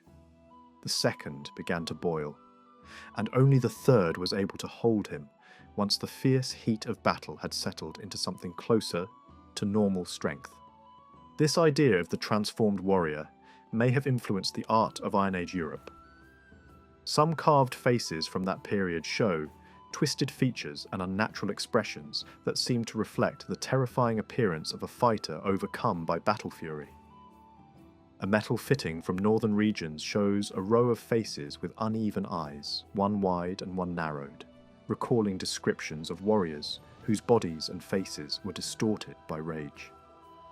Similar images appear on early coins, where faces seem tense and strained rather than calm and orderly. Certain early stone figures wear crown-like patterns around the head that may have been attempts to represent the mysterious radiance said to surround a warrior in the height of his power. Heroic traditions from Wales describe champions who possessed abilities far beyond normal human limits. Some warriors were said to be so strange in appearance that they resembled spirits, rather than men, covered with hair or marked by unnatural features. Others were believed to generate heat so intense that obstacles could be destroyed simply by their presence. Some heroes were credited with the strength to perform impossible feats, such as draining vast waters or enduring hardships that would destroy ordinary men. These stories are not meant to be taken as literal accounts, but as imaginative ways of describing the extreme endurance and strength expected of a warrior in battle. Certain heroes were said to survive for many days without rest, or to remain underwater for long periods, while others endured exhausting contests that tested their strength and determination beyond normal limits. The abilities of such warriors were believed to come from training as well as from supernatural guidance. Many heroes were taught by mysterious instructors who seemed to belong partly to the world of spirits. One famous teacher was described as a warrior woman who lived in a distant and dangerous land reached only after a difficult journey. Her name suggested a connection with shadows and the realm beyond ordinary life. She trained young fighters in the use of weapons and taught them secret techniques that would give them an advantage in battle. She also presented her students with powerful weapons and revealed to them the fate that awaited them. Some traditions describe these teachers as both instructors and lovers, forming a bond with the young warriors they trained. Similar stories appear across Northern Europe. Young heroes were sometimes fostered by supernatural women who gave them weapons and protection before sending them back into the human world. These figures might appear frightening at first, but later reveal themselves as allies. They were believed to possess knowledge beyond that of ordinary people, and to guide the destiny of the warriors they favoured. Even the greatest heroes were thought to receive instruction in secret knowledge before entering fully into the life of warfare. Weapons themselves were believed to possess supernatural origins and powers. Famous swords were said to have been forged by master craftsmen who worked in hidden places beneath the earth. Some weapons were associated with particular families and passed down through generations as treasured possessions. A sword might be drawn only by the chosen hero whose destiny it served, and such a weapon could become a symbol of rightful power. Certain blades were believed to demand blood each time they were used, bringing death whenever they were drawn from their sheaths. Stories of such weapons often include warnings that they would bring destruction not only to enemies, but also to their owners. Among Celtic traditions, there were also weapons of extraordinary power. One famous spear was described as entering the body of an enemy and spreading inside into many sharp points, so that it could not be removed without cutting away the flesh around it. Such descriptions show how deeply the imagination of early warriors was shaped by the experience of violent combat. Weapons were not merely tools, but symbols of power and destiny. The ideal warrior was expected to possess not only strength and endurance, but also insight and inspiration. Some heroes gained wisdom through strange experiences that gave them knowledge hidden from ordinary people. One warrior was said to understand the voices of birds after tasting the flesh of a magical creature, allowing him to receive warnings of danger. Another gained poetic inspiration after tasting a sacred fish, associated with hidden knowledge. These stories suggest a close connection between the warrior and the poet, since both required inspiration and understanding beyond ordinary experience. The ability to interpret the movements and cries of birds was considered a valuable skill. Birds were closely associated with battlefields, and their behaviour was believed to reveal signs of what lay ahead. Knowledge of these signs could help a warrior avoid danger or prepare for what was coming. Early traditions suggest that young fighters were trained to observe such signs carefully and to interpret them correctly. There were also rituals intended to awaken the fierce spirit required for battle. Some writers once suggested that special plants or substances were used to produce the wild excitement described in heroic tales, but evidence for this is uncertain. Strong drink may sometimes have played a role, but disciplined training and shared excitement were probably more important. Bands of young warriors could easily work themselves into a state of intense emotion before battle. Loud shouts, rhythmic movements, and songs were used to stir courage and intimidate enemies. Ancient descriptions speak of warriors advancing with shouting and clashing weapons, creating a terrifying noise meant to weaken the confidence of their opponents. The side that produced the more frightening sound was believed to gain an advantage even before fighting began. Such displays may have included ritual dances performed before or after battle.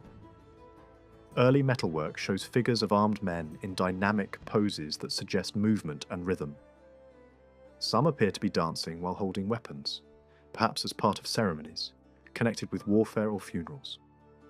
These images may represent warriors dedicated to the gods of battle, or perhaps the divine companions who welcomed fallen heroes into the world beyond. Some warriors fought with little or no clothing, relying on courage and skill rather than protection. Ancient writers described naked fighters standing in the front ranks, confident in their strength and determined to terrify their enemies by their appearance. Similar traditions survived in later stories, where warriors answered the call to battle armed only with their weapons. Others trained by exposing themselves deliberately to hardship, learning to endure cold, hunger, and exhaustion without complaint. Behind all these traditions lay the belief that unseen powers governed the outcome of war. Different peoples honoured different gods, and no single figure controlled every aspect of battle. Some gods were connected with warfare, but also possessed many other roles. They guided travellers, protected trade, revealed hidden treasure, and ruled over the dead. Their connection with kings and heroes made them especially important in the life of warriors. These gods were believed to choose which fighters would survive and which would fall. Not every warrior who died in battle was thought to share the same fate after death.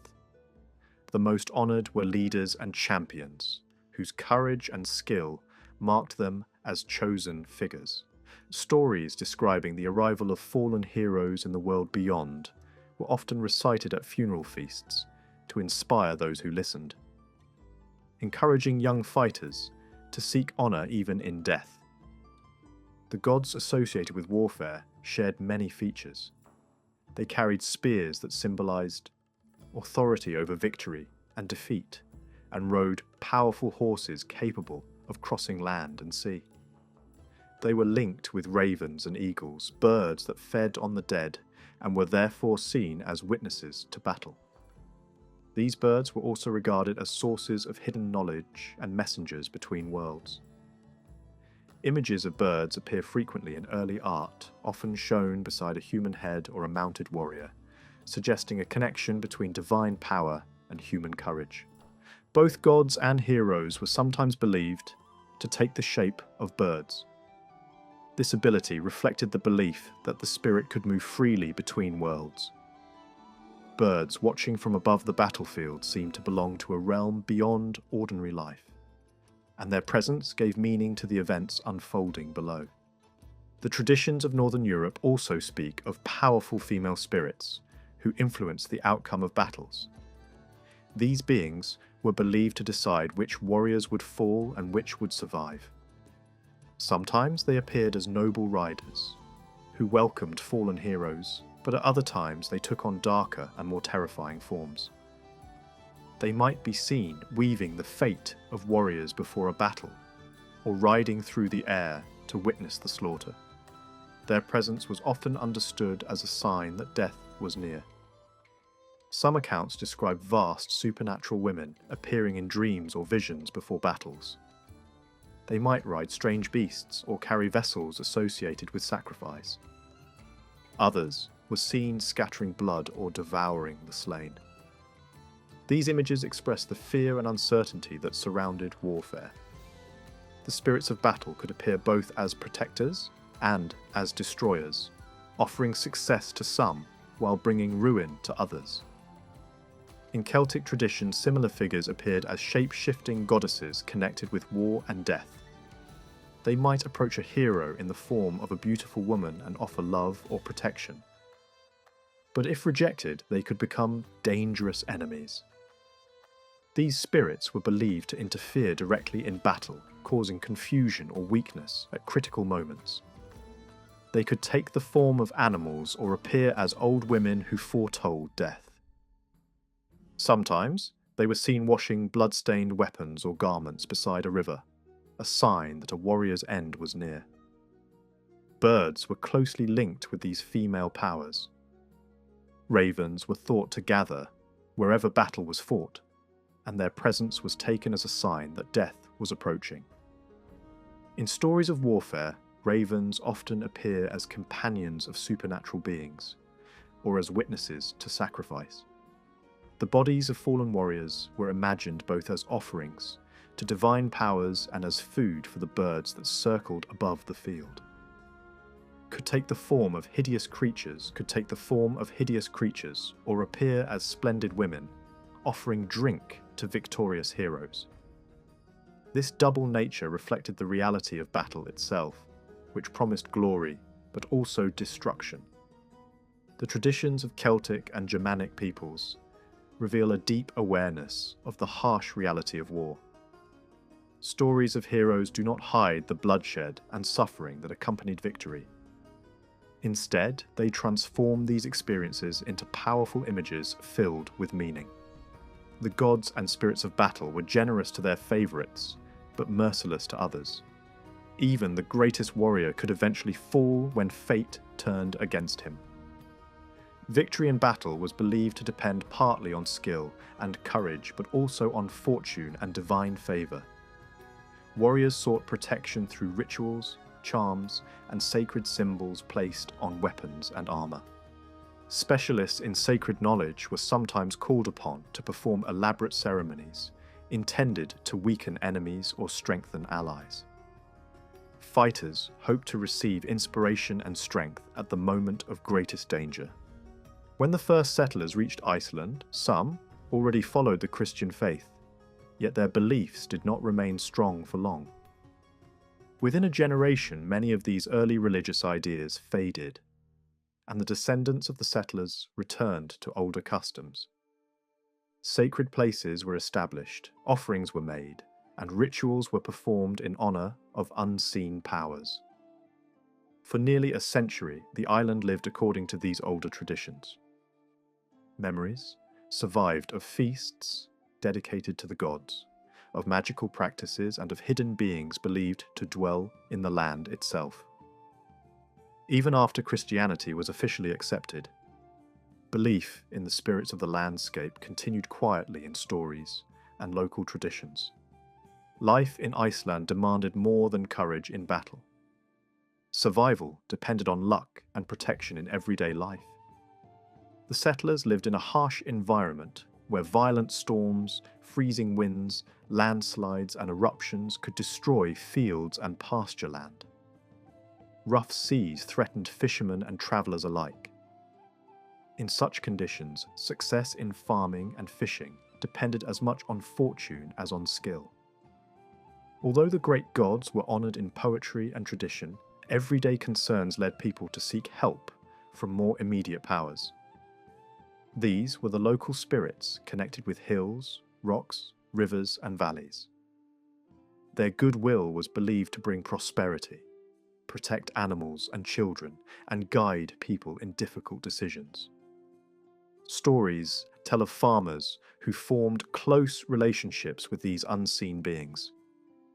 One man was forced to abandon his farm when lava covered his land, leaving him with few animals and little hope. During a difficult period, he dreamed that a being from the rocks approached him and proposed a partnership. The farmer accepted, and soon afterward, a strange goat appeared among his herd. From that time, his animals multiplied rapidly, and he became a prosperous man. Those believed to possess second sight claimed that when he travelled to public gatherings, the spirits of the land followed him, and that they accompanied his relatives on hunting and fishing journeys as well. The nature of such rock-dwelling beings was not clearly defined. They were not the monstrous giants described in heroic myths, but powerful local presences closely tied to the mountains and wilderness. One tradition tells of a man who came to Iceland from Norway and eventually withdrew from human society, crossing a glacier and settling in a cave high in the mountains. He was said to possess unusual strength and knowledge, and to associate with strange beings of the wilderness. People regarded him as more than human and called upon him for help when they were in danger.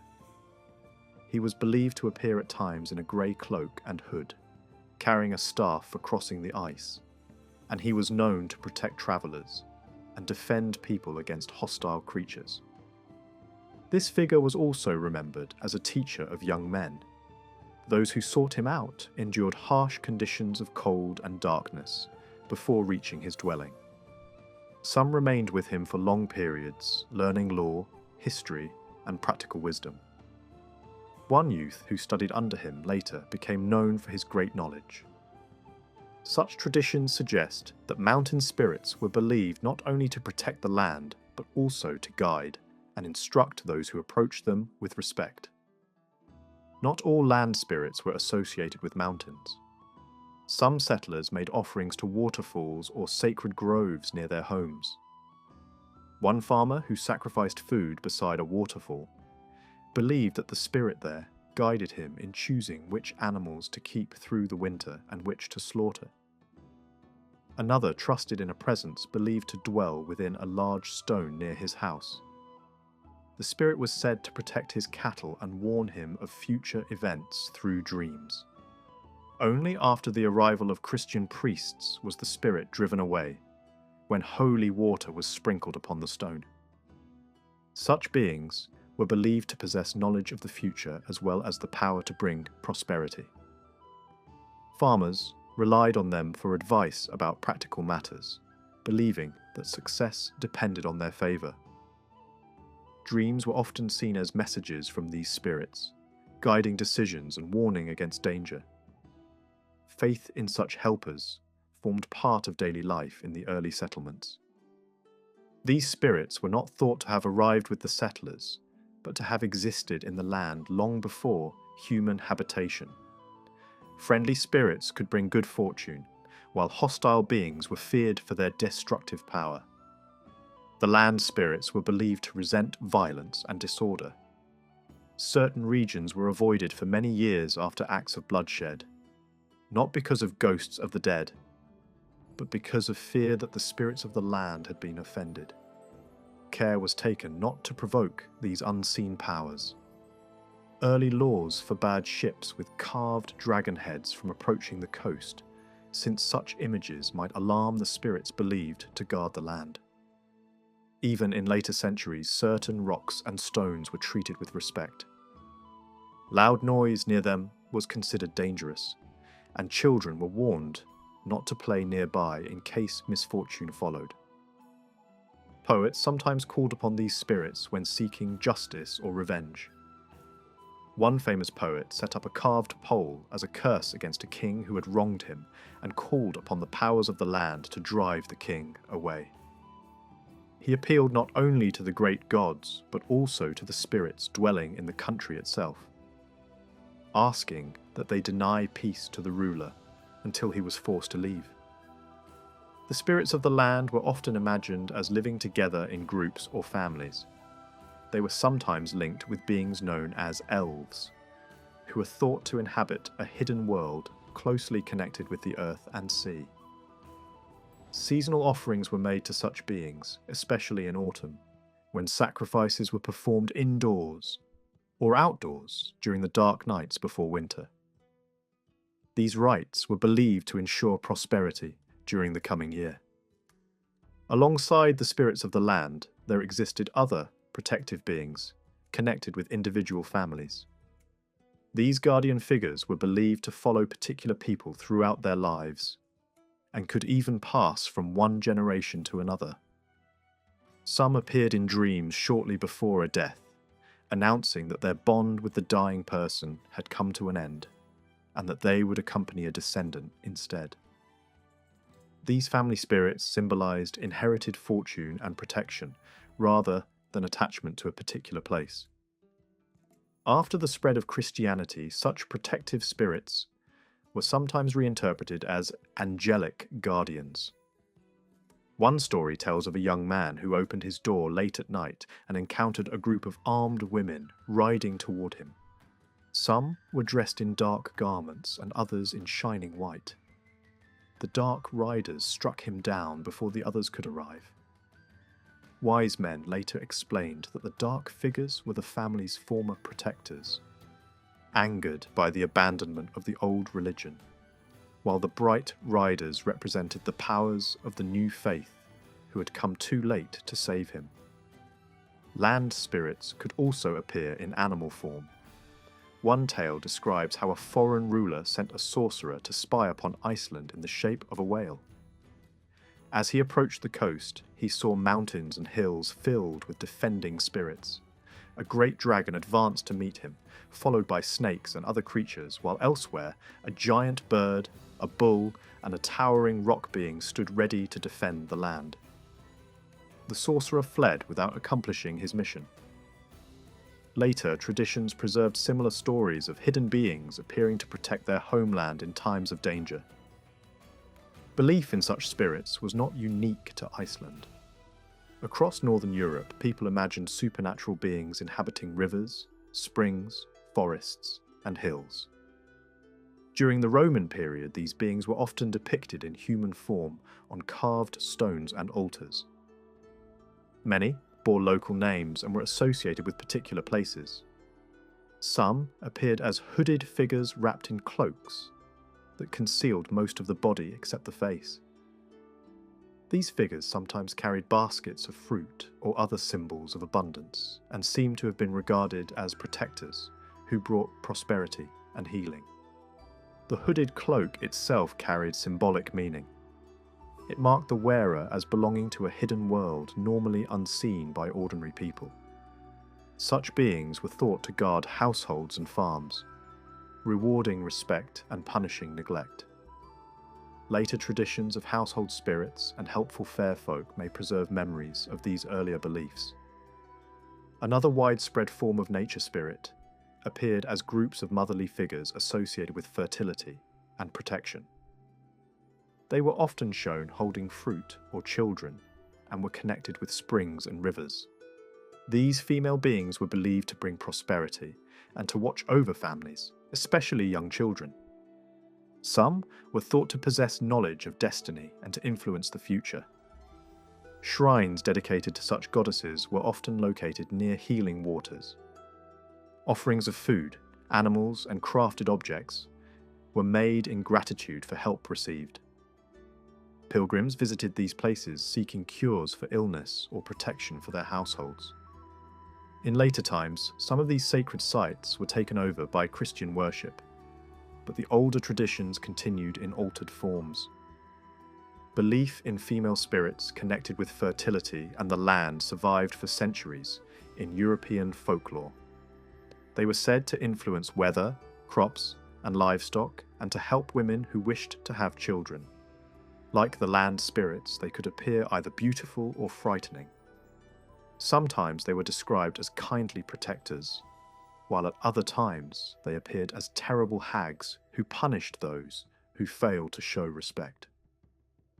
Similar traditions existed in Celtic lands. Certain hills and mounds were believed to be inhabited by supernatural communities living beneath the earth. Stories told of people who glimpsed hidden gatherings within these hills, or who were invited inside for a short visit only to discover that many years had passed in the outside world. These hidden realms were imagined as places free from sickness and aging. Heroes were sometimes drawn there by mysterious women who promised love and healing.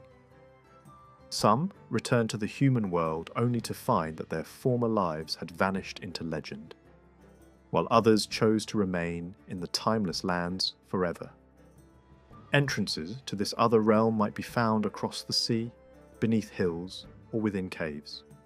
Travellers who entered such places encountered strange beings, and sometimes married among them. Even when offered power and wealth in the human world, some preferred the peace and beauty of the hidden lands. Beliefs in land spirits, protective goddesses, and enchanted realms formed a lasting part of Northern European tradition. These spirits were thought to guard fields and animals, reward respect, and punish arrogance. Their presence explained both good fortune and unexpected disaster. Were tied to rocks, rivers, mountains, and were tied to rocks, rivers, mountains, and wild places rather than to graves and burial mounds. When Christianity spread, many stories told of such beings driven from their ancient homes by prayers and blessings. Some were said to flee into remote cliffs or hidden valleys, protesting that even wicked creatures must have somewhere to live. Over time, the influence of the dead became increasingly important in Iceland, just as it had been in the Scandinavian homelands from which the settlers came.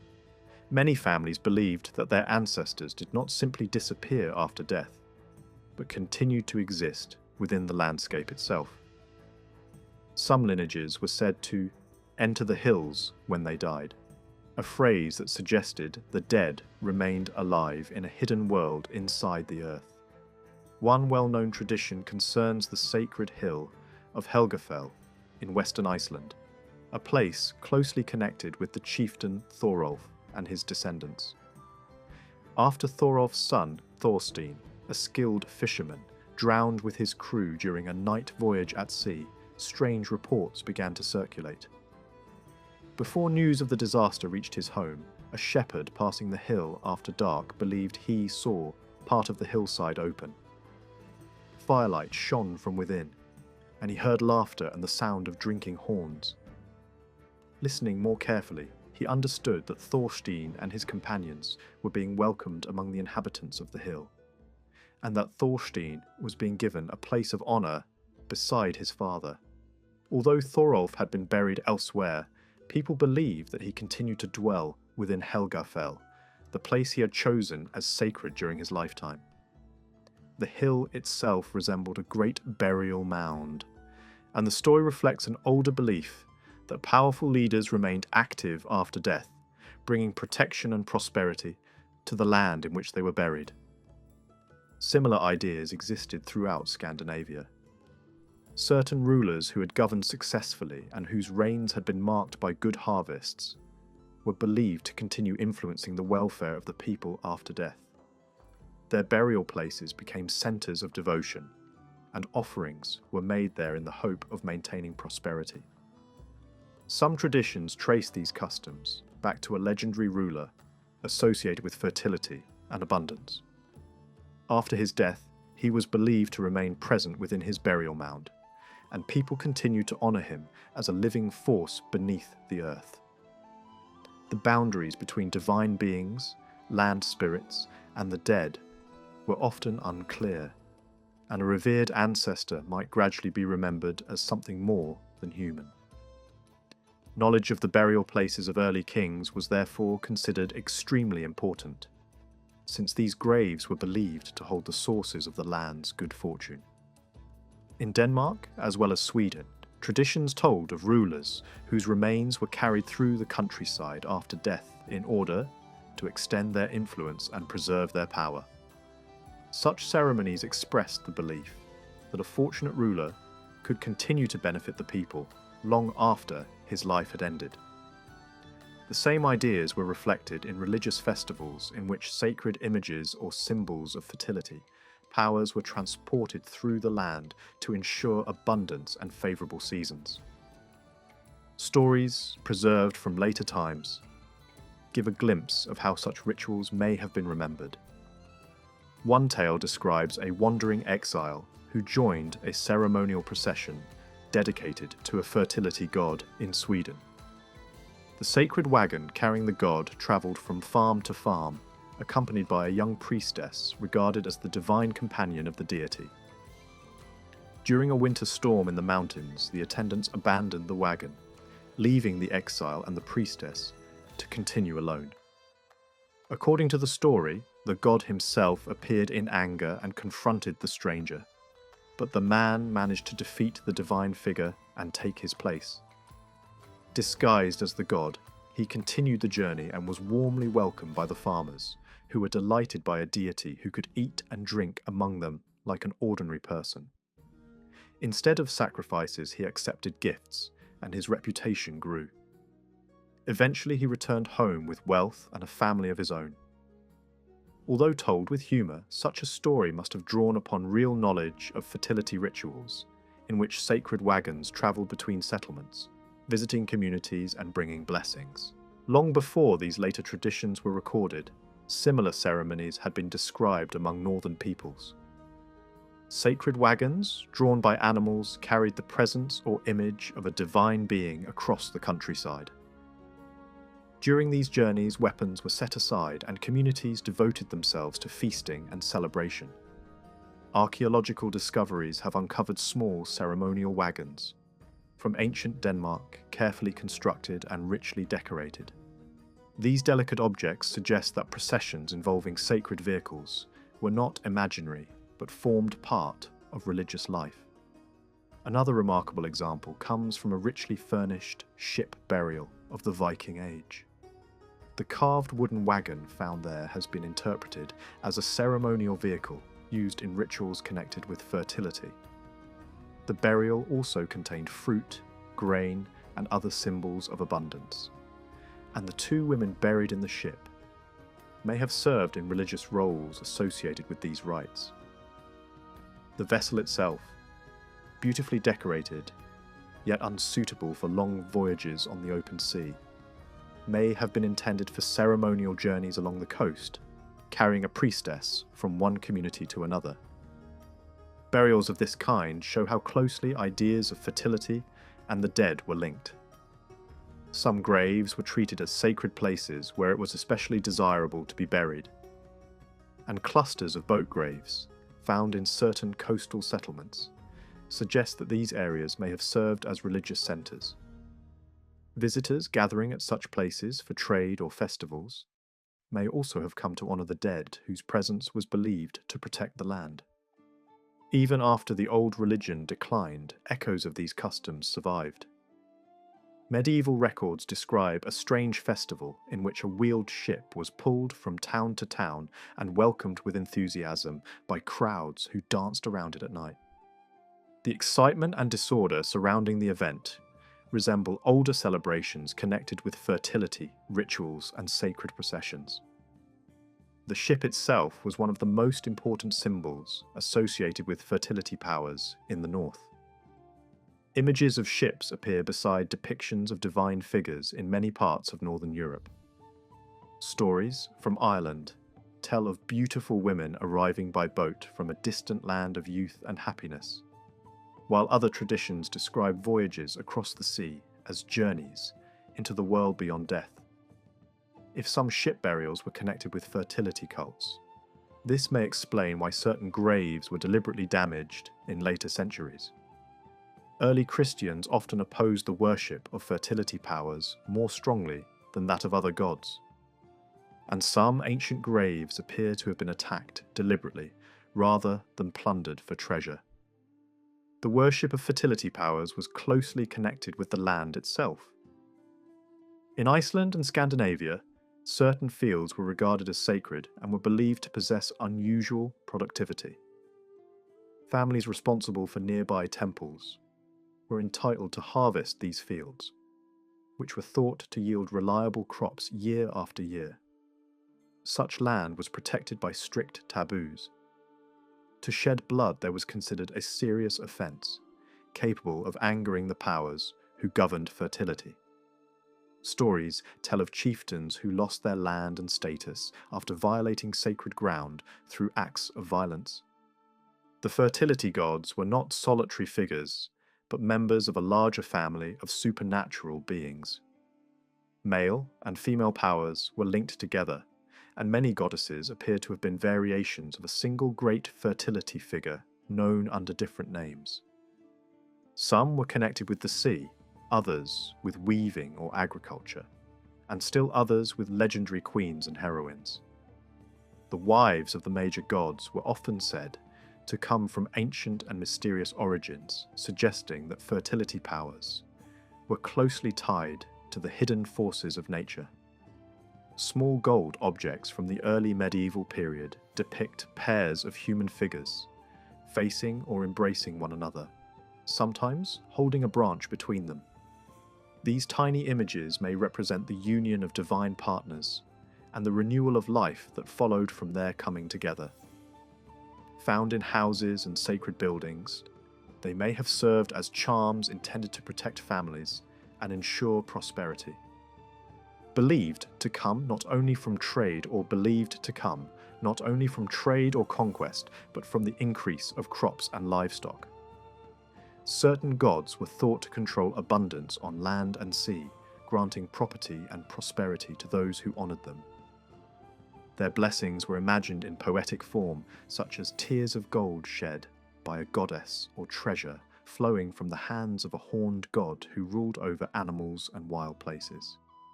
In these traditions, it is often difficult to separate the worship of ancestors from that of fertility powers. A dead king might be remembered as a bringer of prosperity, and eventually honoured in much the same way as a divine figure. Stories survive of communities that began to worship former rulers after their deaths, building shrines and making offerings to them. In some cases later, kings were believed to share the spirit or fortune of earlier rulers. Sacred objects taken from ancient graves might be passed down to descendants as symbols of inherited power. One tradition tells of a warrior spirit appearing as an armoured woman who attached herself to a descendant of the family and brought him the same good fortune enjoyed by his ancestor. This inherited fortune was sometimes imagined as a personal force that could pass from one individual to another. Kings were believed to possess a special power that they could grant temporarily to followers setting out on dangerous journeys. To receive such a gift meant sharing in the strength and luck of the ruler, and warriors valued it as a protection in times of danger. From early times, it was common for children to be named after deceased relatives, especially grandparents. This practice may reflect the belief that something of the dead person returned through the new generation. The intention was not necessarily to claim that the ancestor had been reborn, but rather that the qualities and fortune of the dead might live on in the descendant who bore the same name. Stories of heroes sometimes emphasize this continuity, describing warriors and their companions as appearing again in later generations under familiar names. These traditions express the idea that strength and destiny pass through family lines rather than ending with a single life. Similar themes appear in the literature of Ireland, where unusual birth stories often emphasize the connection between the living and the dead. Some tales describe children conceived in strange ways, sometimes involving dying fathers, whose life force passes into a daughter who then bears a son bearing his name. In such stories, the child may perform symbolic acts, linking him with the ancestor from whom he descends. Other traditions describe individuals who undergo a series of transformations through different animal forms before being born again as human beings. These figures retain memories of earlier ages and are able to recount events stretching far back into the past, becoming living witnesses to history. Another group of stories describes heroes who are both human and divine in origin. A child might be born to a human family, yet also be regarded as the offspring of a supernatural father who appeared to the mother in dreams or visions. Some of these children were said to be taken away in infancy to be raised in a distant and magical land before returning to the human world. Such traditions emphasize the belief that exceptional leaders possessed qualities derived from powers beyond ordinary life. Water often plays an important role in these birth stories. Heroes may arrive from the sea or be carried ashore in unusual ways. Mothers conceive after drinking water containing some tiny living creature, or children are immersed in rivers or lakes at birth. These images reflect the importance of flowing water as a source of life and renewal. In many traditions, springs and rivers were closely connected with female divinities and with the spirits of the land. The image of a child emerging from the sea and later becoming a ruler appears in both Northern and Western European traditions, suggesting a widespread belief that kingship itself might have supernatural origins. Ancient writers sometimes claimed that Celtic peoples believed firmly in the immortality of the soul, and even in the passing of souls from one body to another. It is unlikely that such ideas formed a systematic philosophy, yet the traditions surrounding ancestors and heroic births suggest a strong sense of continuity between generations. Death was not seen as a complete ending, but as a stage within a longer process, linking past and present. The qualities that made a great leader might reappear in descendants, and stories about extraordinary births expressed this belief in imaginative form. Evidence for ancestor worship can be seen in the importance attached to burial places. Sacred centres were often established near ancient graves, and prominent burial mounds dominated important religious sites. In some sanctuaries, rows of carved figures may represent the heroes and ancestors of the community. Human skulls preserved and displayed at such sites suggest reverence for the dead who were believed to protect the living. Stone statues erected on burial mounds may represent fallen leaders remembered long after their deaths. An intriguing example from early medieval England comes from a richly furnished royal grave containing a ceremonial object shaped like a great whetstone. The object was too large to have been used for sharpening weapons, yet it shows signs of having been handled frequently, suggesting that it served as a symbol of authority. A ruler holding such an object may have demonstrated his role as provider of weapons and protector of warriors. The whetstone was also associated with the powers of the sky, since sparks produced by striking metal against stone suggested a connection with thunder and lightning. The practice of preserving and honouring the heads of rulers and defeated enemies was probably rooted in the belief that the power of the dead could strengthen the living. A king or warrior who had shown courage and success in life was thought to retain those qualities after death, and possession of his head might allow others to share in his strength and fortune. Some scholars have suggested that certain royal symbols reflect this connection between death and fertility. One ceremonial object has been interpreted as a symbol of generative power, comparable to sacred stones associated with royal centres in Ireland. A striking historical account describes how, after a great battle in the early medieval period, the followers of a victorious king presented him with the severed head of a defeated ruler, who was also a bishop. According to custom, they expected the king to place the head beneath his thigh and press down upon it. This act was believed to affirm victory and transfer the strength of the fallen enemy to the victor's lineage. In this instance, however, the king rejected the practice, declaring that he would honour the head instead of dishonouring it. The head was rejoined with the body and buried, and later stories claimed that miraculous signs occurred at the grave. The older custom, nevertheless, reveals how closely ideas of fertility, kingship, and victory were linked. The symbolic crushing of a defeated ruler's head seems to express the belief that the vitality of one royal line could be extinguished while another gained new strength. Similar imagery appears in early art, where a human head is shown placed against the leg of a powerful animal, suggesting a ritual gesture meant to capture the force of the dead.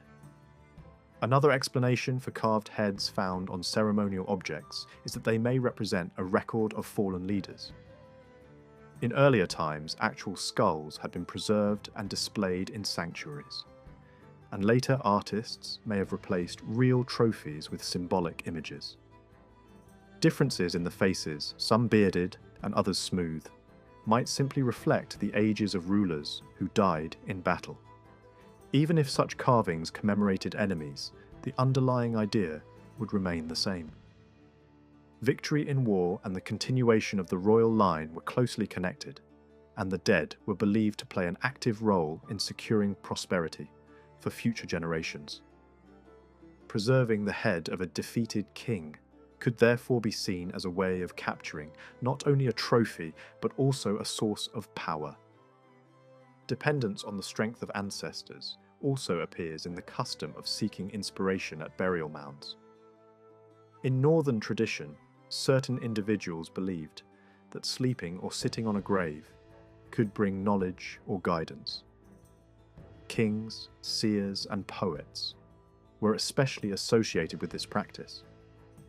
One story tells of a shepherd who used to sleep on the mound of a famous poet while tending his flock. He wished to compose verses in honor of the dead man, but lacked the necessary skill. One night, the poet appeared to him in a dream and recited a stanza, promising that if the shepherd remembered the words, he would gain the gift of poetry. The shepherd awoke, able to repeat the verse, and thereafter became known as a poet.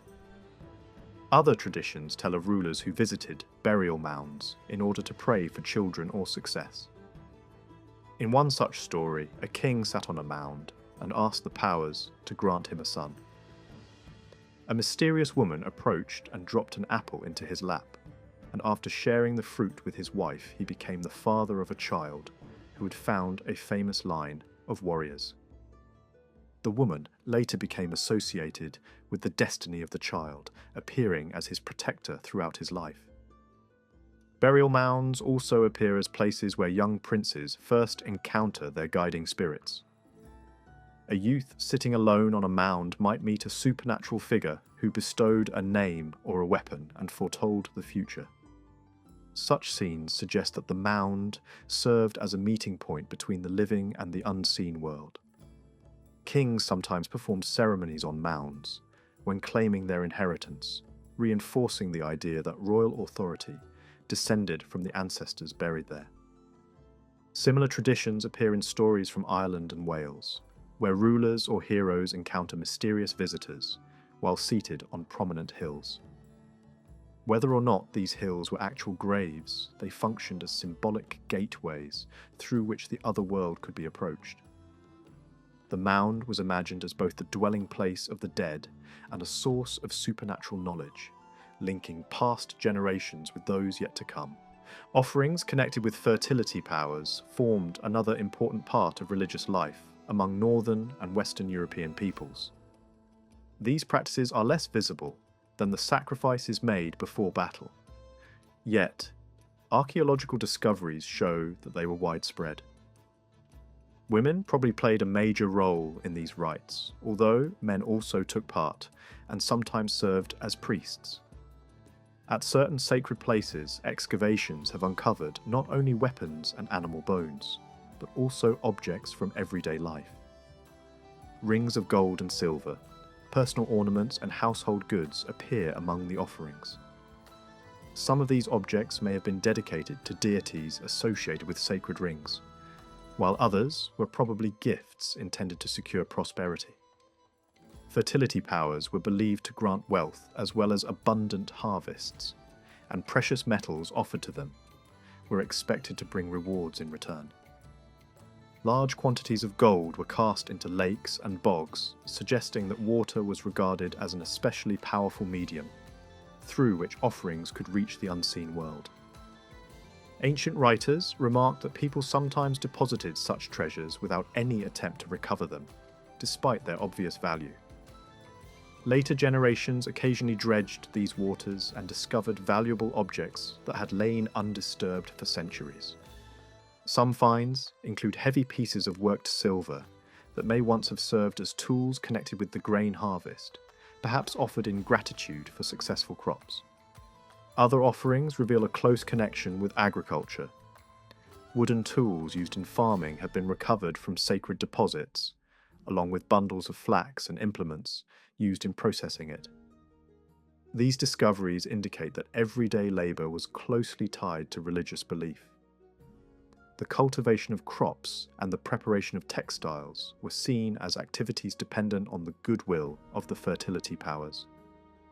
Offerings from entire households appear at some sites, including clothing, pottery, and domestic equipment. Historical accounts describe communities gathering at sacred lakes at certain times of year.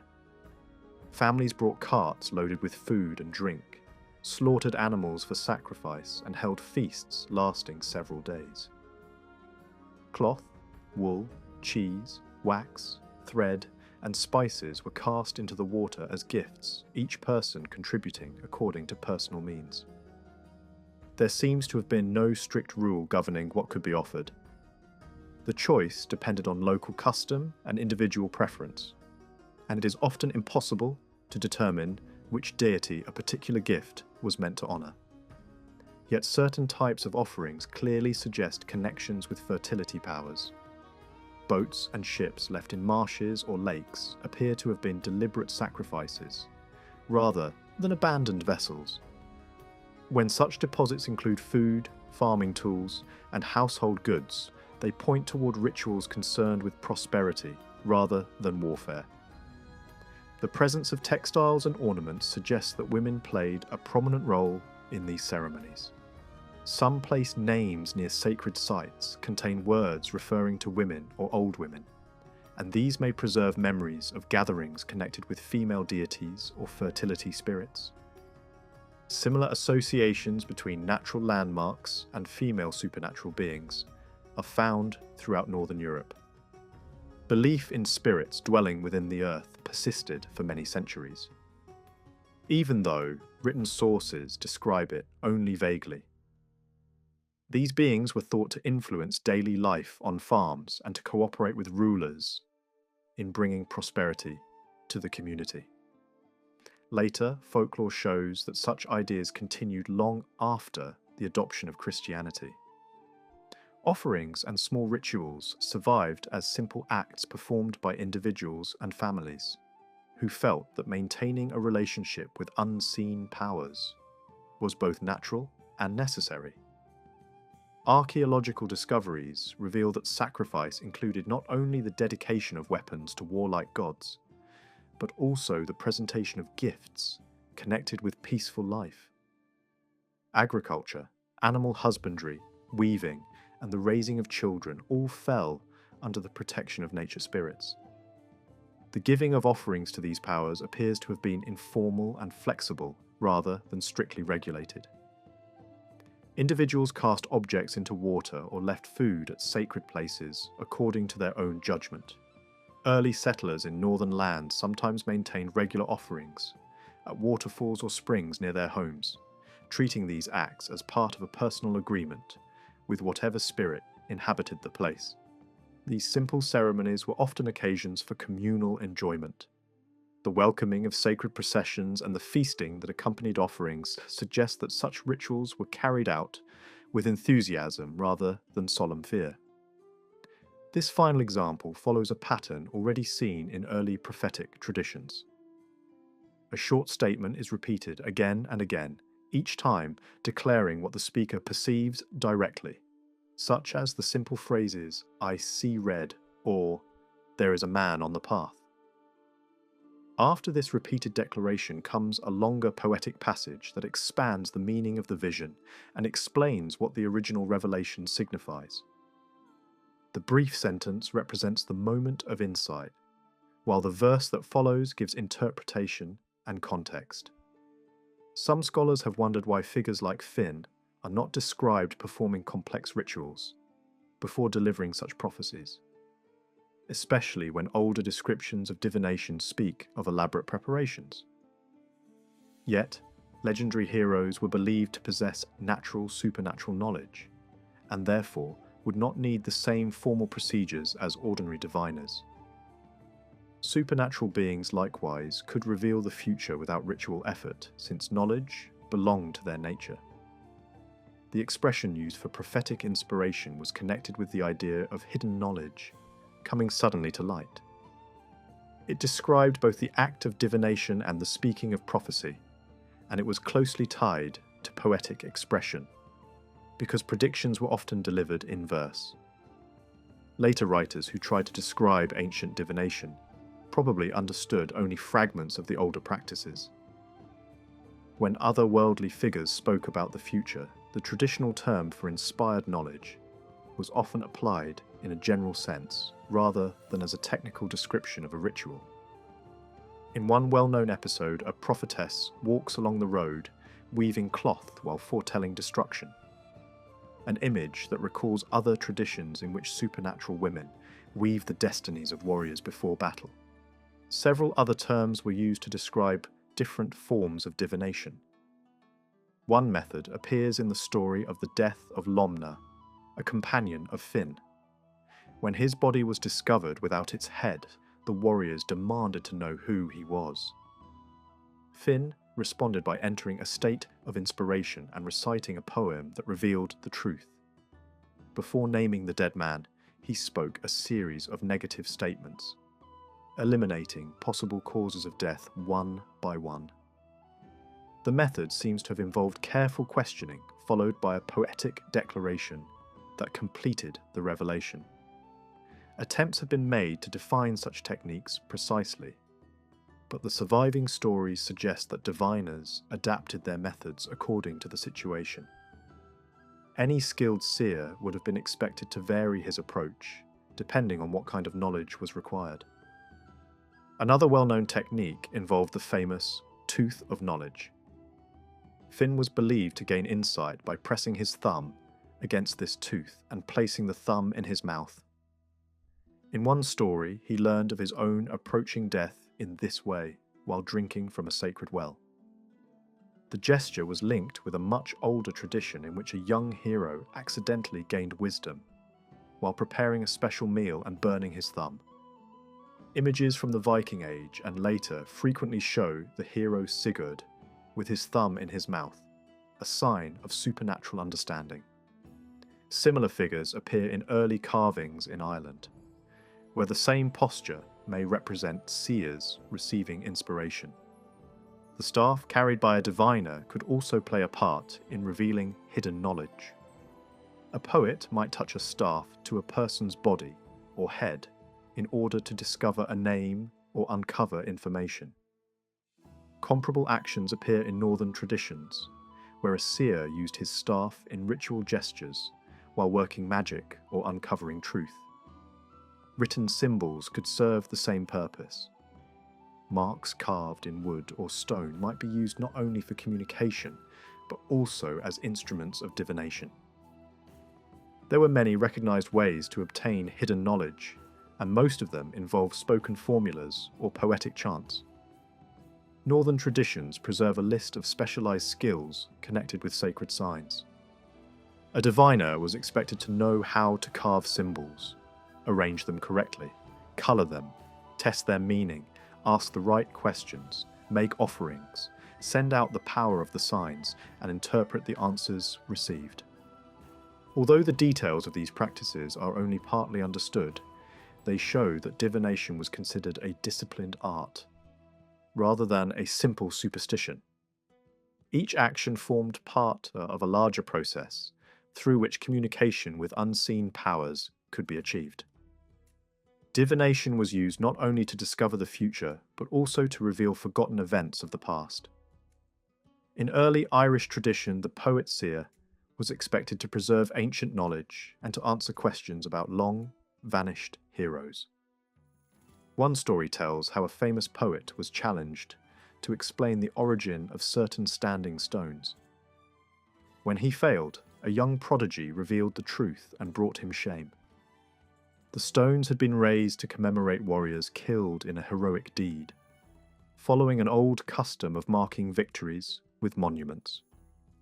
Such stories suggest that inspired knowledge was believed to include memory, as well as prophecy. Certain legendary figures were said to possess complete knowledge of past events, as though they had lived through earlier ages themselves. Northern traditions preserve similar accounts. A man skilled in magical knowledge once set out to discover how another man had died.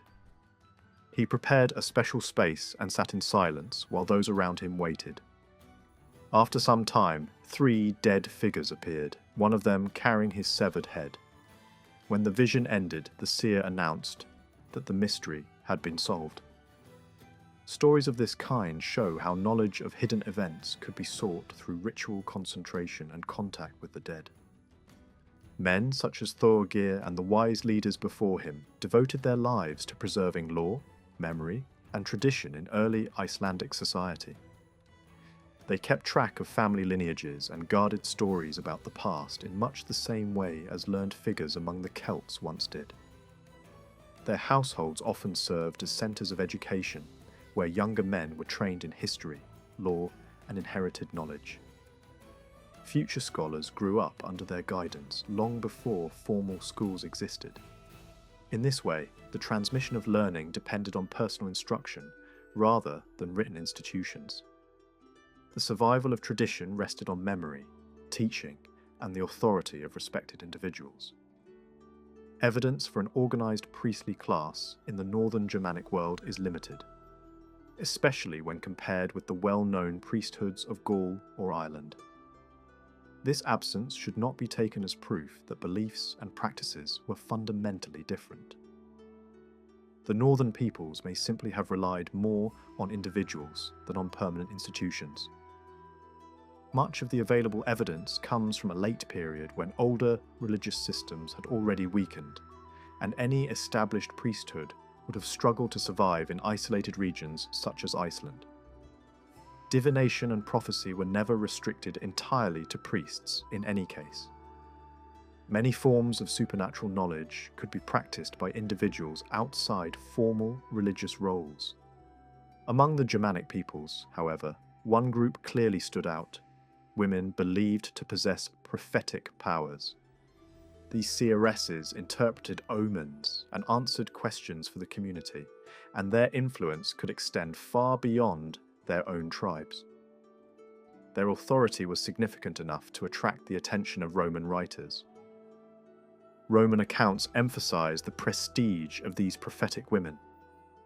One of the most famous lived among a tribe near the Rhine and was known by a name meaning seer, which may have been a professional title rather than a personal name. She exercised remarkable authority and was widely believed to possess supernatural insight.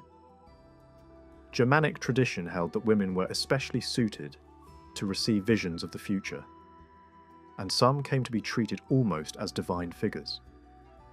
This particular seeress gained such respect that people from distant tribes sought her guidance. She even played a role in negotiations between Germanic groups and Roman authorities. Rather than appearing in person, she remained secluded in a high place while messengers carried questions to her and returned with the answers she provided. Captured trophies from warfare were sometimes presented to her as offerings, and her predictions were said to have accurately foretold major events. At one point, Roman leaders tried to persuade her to withdraw her support from rebellious tribes.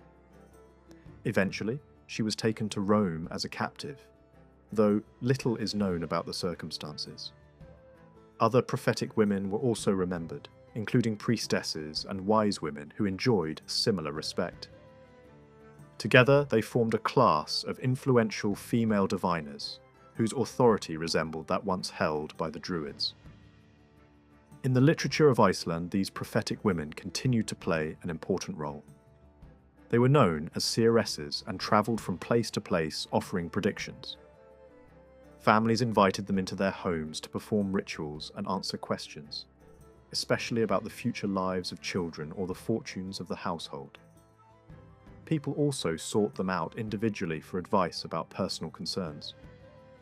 Descriptions preserved in later writings suggest that consulting such a woman was a familiar and accepted part of life in earlier Scandinavia. Some poetic works were even presented as revelations spoken by a seeress who described the origins of the world or the destiny of mankind. The ceremony through which a seeress gained knowledge was known by a special name and involved chanting and ritual preparation. She might be assisted by a small group who sang traditional songs to strengthen her power. A raised seat was prepared so that she could sit above those gathered around her. From this elevated position, she was believed to see what remained hidden from ordinary sight. Before speaking, she often showed signs of deep concentration, breathing heavily or sitting in silence as though entering a trance. Once inspiration came, she answered the main question that had brought the people together and then responded to individual requests. In some stories, she could also uncover secrets that others tried to conceal. Her visions might reveal people hidden under magical protection or expose truths that powerful men wished to keep secret. When bribed or persuaded, she could withhold what she knew, showing that her power carried real consequences for those involved. Descriptions of these ceremonies resemble accounts of trance rituals recorded in northern regions in later centuries. In one well-known story, a seeress was invited to a distant settlement where famine threatened the community. She demanded that a special song be performed before she began. Only one visitor knew the ancient melody and reluctantly agreed to sing it. The seeress later declared that the song had attracted unseen spirits, who now made hidden matters visible to her. Before the ceremony, she was given a ritual meal prepared from animal organs, suggesting a sacrificial offering. Seated on her platform and dressed in distinctive garments, she delivered prophecies about the coming seasons and the future of those present. Her costume included decorated clothing, animal skins, a pouch filled with charms, and a staff adorned with metal and stones. The vivid description suggests that such ceremonies were once observed directly, even if the surviving accounts were written much later. Despite similarities to trance traditions elsewhere, certain features appear distinctly northern. The raised seat and the emphasis on sight rather than spiritual journey stand out. Healing played little role in these rituals, which focused instead on knowledge and destiny. The practice was linked both with the chief god and with powerful goddesses, and one goddess was said to have taught the art to the divine beings themselves. Because some aspects of the practice were considered improper for men, it became closely associated with women. The connection between prophetic women and female deities reflects an older link between women and fate.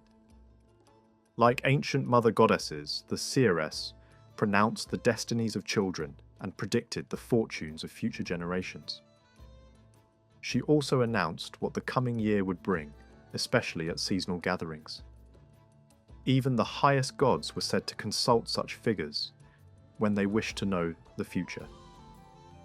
One famous poem presents the history of the world as the revelation of a seeress who describes creation, the struggles of the gods, and the destruction that will end their rule before a renewed world rises again. The poem treats the fate of gods and men with remarkable balance, neither openly praising nor condemning the old beliefs. Its central message suggests that destiny governs all things and that even divine powers cannot escape it. In this vision, the seeress speaks to both gods and humanity, sometimes answering questions reluctantly. She describes the earliest age when the divine powers first established order and sat in their places of authority. A recurring image shows them gathering in council to determine events. Their activities include games played with precious pieces, hinting at the role of chance in shaping destiny. The peaceful order of the early world is interrupted when powerful female beings appear and bring change and conflict. Later, another group of wise maidens emerges from a sacred spring to assign the destinies of human lives. These figures represent different aspects of fate, sometimes threatening and sometimes protective, reflecting the belief that destiny could both destroy and preserve. The maidens who determine destiny are described as carving marks in wood, suggesting that each life has a fixed measure recorded from the beginning. The image may reflect an old custom of marking time by cutting notches into wooden boards. In this way, destiny becomes something measured and recorded rather than spun like thread. Yet other traditions describe these same figures weaving the pattern of a hero's life at the moment of birth. Both images express the same idea, that human lives follow a design determined before events unfold. Prophetic figures and battle spirits appear together in many traditions, since both were connected with destiny. The gaming pieces used by the gods are said to reappear after the destruction of the world, symbolizing renewal and continuity. Similar objects appear in stories from Ireland and Britain where magical game boards influence the fate of kings. Some boards were said to move by themselves, and interference with a game could alter the future of those involved. Archaeological discoveries show that gaming sets were buried with powerful rulers, suggesting that they were symbols of authority and fortune, as well as objects of leisure. Dice used in such games emphasized the element of chance, which played a major role in beliefs about fate and prophecy. The poetry of the northern peoples often reflects a deep awareness of destiny. Fate appears as a force older than the gods themselves, represented by a prophetic woman seated beside a sacred spring beneath the world tree. Another enduring symbol is the tree itself, which stands at the center of existence and survives even when the gods fall. Words used to describe fate in northern languages suggest a fixed destiny assigned to every person, something that even divine beings cannot completely control. Alongside this idea existed a belief in luck, the mysterious force that allowed a person to live in harmony with unseen powers and receive their support. Kings depended on luck for the prosperity of their lands just as settlers depended on it for survival. Life in a harsh and uncertain world constantly reminded people how narrow the line between success and disaster could be. Strong heroes might still meet tragic ends, and splendid halls might vanish overnight in fire and violence. Across the old northern traditions there was a widespread belief that reality was divided into several separate realms, each inhabited by different kinds of beings. These worlds were not imagined as a fixed map with clear borders, and their arrangement was never described in a strict or systematic way. Storytellers and poets spoke instead of many lands existing side by side or beyond one another, usually counted as 9, though the exact number was never considered essential. A poem of ancient wisdom preserves an interesting glimpse of this idea by listing how different peoples named the same parts of nature. The wind, for example, was known by many titles depending on who spoke of it. Humans called it simply wind. The gods called it the waverer. Powerful spirits gave it another name. Giants heard in it a terrible shriek. Elves thought of it as a whistling breath, and in the realm of the dead it was remembered as the breath of storm. Such traditions suggest that each realm possessed its own language and its own way of understanding the world. The lands most often mentioned are those of humans, gods, and giants. Alongside these appear the homes of the Vanir gods, the elves, and the dwarves, as well as the dark country where the dead dwell. It is possible to imagine a group of 7 such regions: the world of humanity, the domains of the 2 divine families, the territory of the giants, the hidden lands of elves and dwarves, and the shadowy kingdom of the dead.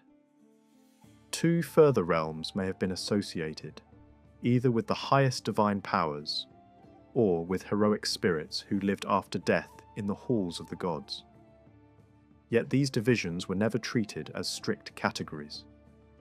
The supernatural world was not described with the careful logic of later scholars. Instead, its structure grew from inherited stories preserved by poets and wise men who passed down ancient traditions. Some divine groups were remembered as distinct even when they lived together. The Vanir were sometimes said to possess a homeland of their own, though they also shared the stronghold of the gods. The elves may once have been closely connected with the Vanir before later traditions separated them into different kinds.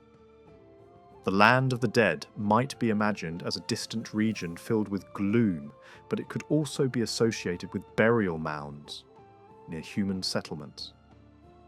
Beneath this country of the dead, there was said to lie an even darker realm of mist and lifeless cold, a place where all movement and growth had ceased. Attempts to organise these scattered ideas into a neat structure have always failed because the original storytellers were not concerned with orderly systems. They preserved images and symbols rather than rigid plans. Stories about these realms often begin with the origin of the universe and end with its destruction. In the beginning, there was no formed world but a vast empty gap filled with hidden power. This great void lay between regions of burning heat and deadly cold. From these opposing forces, ice and fire met and produced the first living being, a mighty giant who contained both male and female qualities within a single body. From him descended a race older than the gods themselves. He survived by drinking the milk of a primeval cow that fed upon the frozen blocks around her. As she licked the ice, new beings emerged, including 3 brothers who would become the creators of the world. These brothers killed the giant and used his body to shape the earth.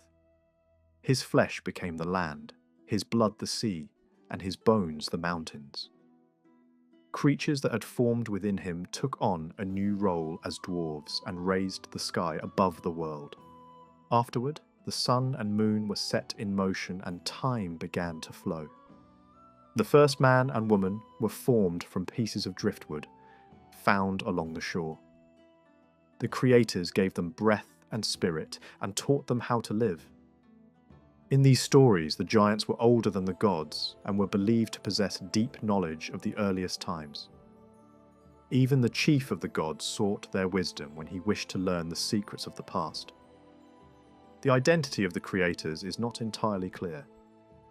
Some traditions name 3 divine figures who worked together in shaping the world, though little is known about 2 of them. Another figure sometimes linked with creation is a mysterious guardian god, who appears at the beginning of time and is said to have fathered the different classes of humanity.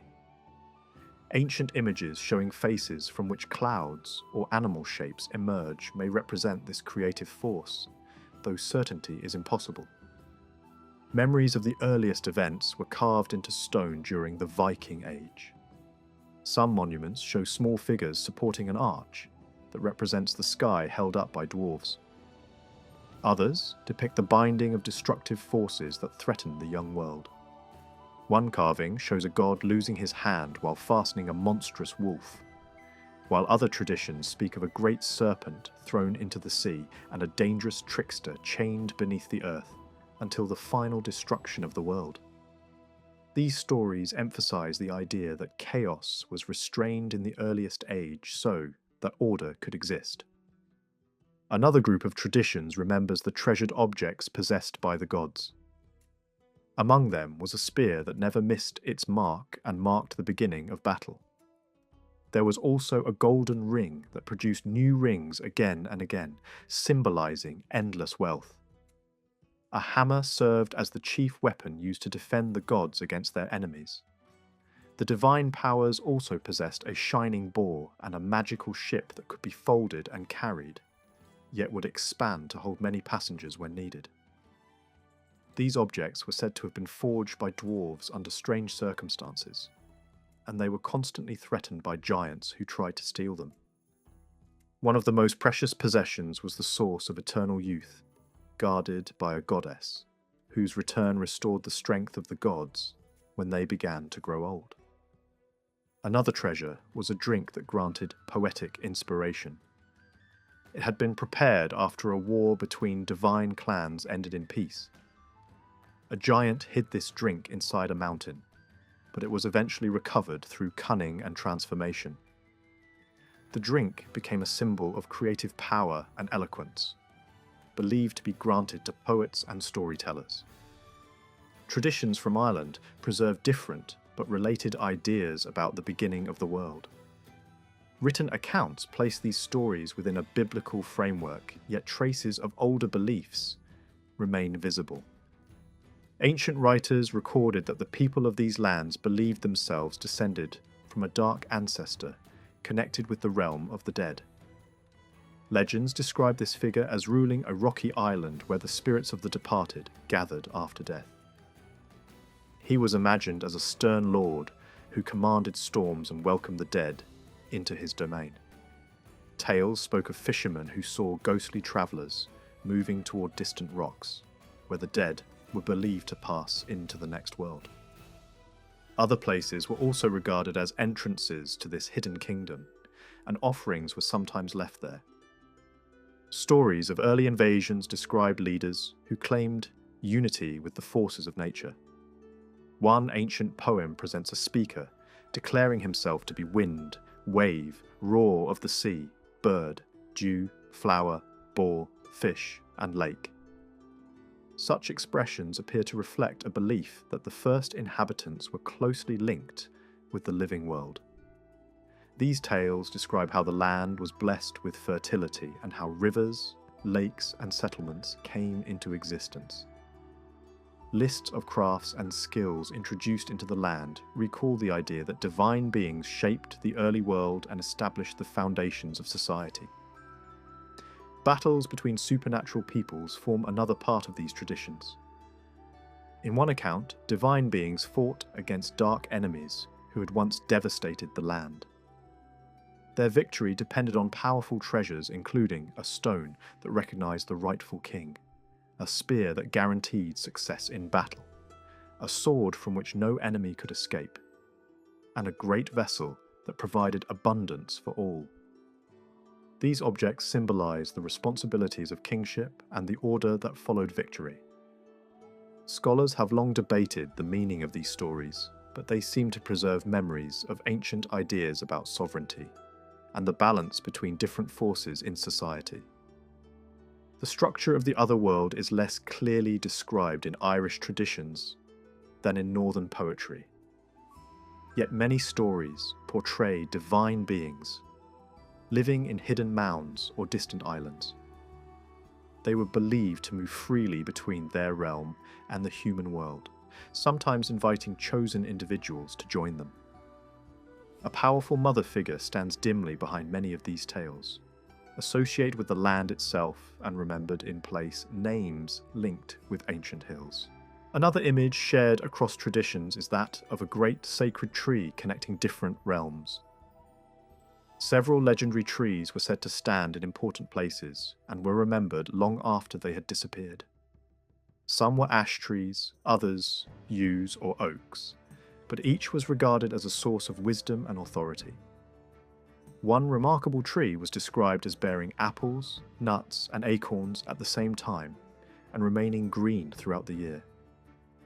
These trees were associated with kings and poets and were sometimes addressed as if they were living rulers. Stories claimed that they grew from branches brought by visitors from the other world, and that the oldest wise men remembered their planting. The trees symbolized the provinces of the land and its central point, where a sacred stone marked the meeting of all regions. Some tales describe a tree so vast that when it fell it covered many miles, while another was said to shelter entire armies beneath its branches. Any great forest tree might be regarded as sacred, and the traditions do not agree on a single species. Memories of a tree belonging to the other world survived in later folklore. One lake was said to dry up at intervals, revealing a hidden tree covered with a green cloth beneath which a mysterious woman sat working. When the covering was removed, waters rushed back and swept away the man who had disturbed it. Such stories recall older beliefs, linking sacred trees with wells or springs that controlled the flow of fate. Other tales speak of nuts falling into sacred waters, where fish fed upon them, granting inspiration to those who later ate the fish. The apple appears again and again as a symbol of life and renewal. Visitors from the other world sometimes carried branches of silver or gold bearing shining fruit, whose music could soothe sorrow. Stories describe trees reaching toward the clouds, whose leaves produced melodies in the wind. Apples could sustain a visitor without other food, and were believed to bring youth and fertility. Similar symbolism appears in northern legends, where apples granted immortality to the gods. The land where these trees grew was known by many names, suggesting joy, youth, promise, or the company of beautiful women. Tales describe it as a place where sickness and decay do not exist, where fruit grows abundantly, and where precious metals gleam everywhere. Time passes differently there, so that those who return after what seems a short stay may find centuries have gone by. Some visitors came back after only a few days to discover that nothing had changed at home, while others returned to a world that no longer remembered them. Voyages to distant islands also describe encounters with strange and marvellous places. Some of these stories contain later inventions, but others preserve older ideas about the realm beyond human life. In one famous tale, a traveller meets a ruler who rides across the sea as though it were land and describes hidden forests and plains beneath the waves. Travellers may encounter islands of endless laughter or lands ruled by women who welcome them as guests. When they finally return, they learn that generations have passed. Other accounts describe journeys through dangerous regions inhabited by monsters or strange peoples. Some islands are filled with treasures guarded by animals that destroy intruders. Others contain beings who mourn without ceasing or work endlessly at great forges. Such descriptions may combine imagination with fragments of older beliefs about the world beyond death. Welsh traditions speak of a hidden land that heroes could reach by sea. This realm was ruled by a king who sometimes sought help from mortal warriors. Travellers described shining halls, feasts, and magical vessels that never ran empty. Glass and brightness were characteristic features of this country, and expeditions to it often ended in loss for those who attempted the journey. Northern traditions place even greater emphasis on the path to the land of the dead. Graves often contain ships or wagons, suggesting a belief in a long journey after death. Poems describe travellers riding through dark valleys, crossing rivers, and passing gates that few could open.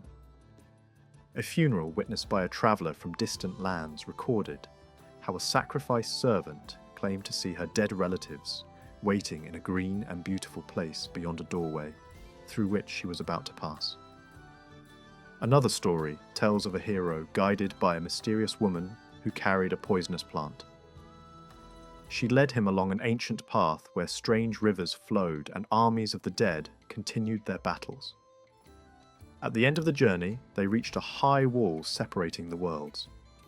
When a bird was thrown across it, its cry could be heard from the other side, proving that life continued beyond the barrier. In a different tale, the same hero was carried by a hidden divine guide, who refreshed him with a drink before returning him to the human world. Poems describing journeys to the underworld speak of frozen mountains, raging seas, and dangerous spirits waiting along the way. Travellers required spells or special knowledge to overcome these dangers, and to answer the questions of powerful beings guarding the final entrance. Some northern legends describe a shining land where sickness and old age were unknown. Its ruler lived for many lifetimes, and was believed after death to have become a god. Visitors were welcomed by beautiful daughters of the ruler and received gifts of gold and silver. Yet contact with the Christian world brought conflict with these powers, and those who offended them might suffer blindness or disappearance. Saxo seems to have been familiar with a northern tale in which Thor confronts a giant lord and his daughters in their own territory. In that story, Thor's journey into hostile country almost ends in disaster when a river suddenly swells into a violent flood. The torrent is not a natural accident, but an act of deliberate sabotage by a giantess, turning the crossing into a death trap. Thor survives only by seizing a rowan tree and holding on as the water rages past him. From that moment onward, the rowan becomes remembered as a life-saving sign on the road between worlds, a symbol of escape when the boundary itself tries to swallow the traveller. That episode hints at something larger than a single adventure. It suggests another gateway into the other world, not by a road over land, but by being dragged downward through water. A later report, told as if it were a real incident, echoes the same pattern. Merchants sailing far north are caught in a sea whirlpool, pulled into a spinning descent that feels like an opening in the ocean itself. They fight their way free and reach an island where giants lie hidden and where treasures are stored in caves, cut into the rock. The place is rich, silent, and dangerous. The moment the visitors try to take what glitters, enormous dogs appear and the raid turns into slaughter. One man is torn apart, and the survivors flee with the sense that they have trespassed somewhere forbidden. Even when the story is presented as practical seafaring misfortune, its shape matches older mythic journeys. The spiral descent, the strange shore, the horde, the guardians, the punishment. Seen together, these accounts make the sea feel less like a barrier and more like a door.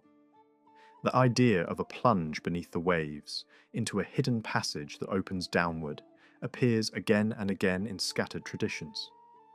Some later writers tried to build grand theories from this, imagining a cosmic mechanism under the world that churns the sea itself, grinding and producing the sands and salt.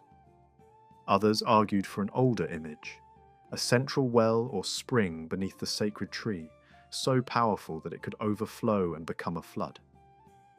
In that view, the sea journey to far islands might be a later storytelling form of a more ancient belief about waters rising from the deepest centre of the world. However it began, the pattern survives. Descent first, then arrival somewhere not meant for ordinary feet. These traditions also preserve a striking contrast inside the other world.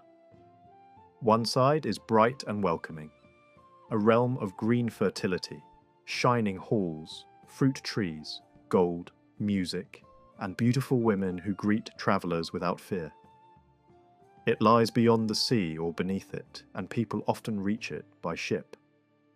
A sea god's feast under the waves fits naturally into this atmosphere, as if the ocean floor holds not only monsters, but also banquet halls, where divine guests gather. In the same imaginative landscape there is a second realm, close by yet utterly different. A grim, rocky country where dead giants lie in caves and stone chambers. This is not a gentle land of ancestors, but a resentful place, where the dead forms remain hostile and lash out at anyone who touches their possessions. In some stories, the two regions stand side by side, separated by a river that never freezes, an eternal boundary line that cannot be crossed casually. Elsewhere, the contrast is pictured as two halls, one gleaming with gold and light, the other facing north, built from horror, dripping with poison and filled with decay. The point is not geography, but mood. Brightness, set against corruption. Abundance against stagnation. Welcome against threat. It is tempting to assume that such a split must come from later religious ideas, but the details do not line up neatly with the familiar moral map of heaven and hell. The bright realm is not a reward for virtue, and the dark realm is not a courtroom of punishment. They feel older, more physical, and more mythic than theological. They are places with different kinds of beings, different rules of hospitality, different dangers. In fact, some later tales seem to play with the contrast on purpose, turning it here into a kind of mythic mirror. Heroic travellers are tempted by beauty and wealth, warned not to accept gifts, and then pushed onward into the nightmare country where the same wealth becomes lethal. Thor's presence in some of these stories is telling, because certain adventures look like deliberate echoes or even playful distortions of the older giant fights that everyone already knew. The memory of brightness and gold also lingers in the names given to the divine halls themselves, titles that emphasize shining surfaces, glad dwelling, sky-high refuge, or even a hall that seems sunken, as though part of the divine world is imagined close to gates that lead toward death. In some stories, a bridge stretches from the bright kingdom toward a region no mortal is allowed to enter. This fits the broader idea that the afterlife was never imagined as a single universal destination. The supernatural world is constantly divided into opposing groups and rival domains. Gods and giants, fair powers and frostborn enemies, radiant divine tribes and destructive outsiders. Even ancient Roman writers noticed something similar when they remarked that certain peoples spoke as if life continued not in a single underworld, but under another order, in another realm. The darkest country is defined by hostility. Its dead forms do not rest peacefully. They guard their hoards with bitterness and strike back at the living. Yet alongside that, fear lives a very different image. Ancestors welcoming the newly dead in a mound, a familiar hill, or a hidden hall. Add to this the shining orchard world, surrounded by a boundary wall or set on a distant island. And the result is not one tidy doctrine, but a collage of old pictures, some gentle, some terrifying, all persistent. To the land of promise are usually heroes, to the land of promise are usually heroes and members of royal families. The famous warrior hall of the God of Kings is not a general home for the dead. It is reserved for champions, rulers, and those who die in battle. This kind of belief naturally stays alive in courts, where poets and craftsmen serve kings and shape public memory. A dead ruler's passage into a radiant realm becomes a powerful theme for praise, poetry, and memorial art, especially in an age when carved stone could declare, without argument, that a king's story continued beyond the grave. Yet even these bright kingdoms are not eternal in the old imagination. Across the northern and western traditions runs another heavy theme. The world itself will end. Not in a quiet fading, but in a catastrophe so vast that gods and humans are swept up together. Ancient reports about druids mention a belief that the universe cannot be destroyed in the final sense. Yet periods come when fire and water overwhelm everything. Along the edges of the classical world, Celtic warriors were said to boast that they feared nothing except the sky falling. In heroic storytelling, the same image returns in moments of crisis. The sea bursting its limits, the earth splitting, the heavens cracking, the whole structure of reality trembling as if creation is sliding back toward chaos. Medieval authors in the north describe battles so violent that they resemble a storm that convulses both the human and divine realms at once. Even when later writers colour the language with religious overtones, the core image feels older than sermons. The end of the world as a collapse of the supports holding reality in place. This apocalyptic imagery also appears in oaths and praise. Agreements are sworn to last until earth sinks and sky breaks. Lovers and poets swear that mountains will drown before someone equal is born. Court poets declare that the heavens will blacken and the ocean will roar over the peaks before a finer leader rises. These are not random exaggerations. They show that the audience already understands the picture. Even when poets borrow phrases from one another, they borrow because the vision is shared. Earth, sea, and sky returning to formlessness. Sometimes the focus is not on the sinking of land, but on the release of chained monsters. The end comes when the wolf breaks free, when the serpent stirs in the depths, when the trickster escapes his bonds, when everything the gods once restrained finally erupts. That threat stands behind many famous myths. The binding of the wolf, the casting down of the serpent, the chaining of the dangerous rebel under the rock. It is why such scenes were carved on stones in Scandinavia and in the Norse world overseas. In later Christian settings, artists sometimes set these images beside Christ's victory over evil. But the mythic scenes have their own independent weight. They speak to an older fear. Order exists only because something terrible is held down. Natural disaster gave this fear a vivid physical vocabulary. Along the coasts of the north, people lived with storms and floods, strong enough to make the idea of the sea rising over the church tower feel plausible rather than poetic. In Iceland, the threat was different but equally intense. Fire from within the earth, lava pouring across the land, ash clouds blackening the sun, steam and smoke as ice melts under sudden heat. A poem describing the world's ending reads like a remembered landscape of eruptions, tremors, darkness at noon, burning skies, choking ash. Later generations watched volcanoes build new islands from the sea and destroy towns under fresh mountains. Such events make it easy to see why fire giants and burning hosts ride at the end of time.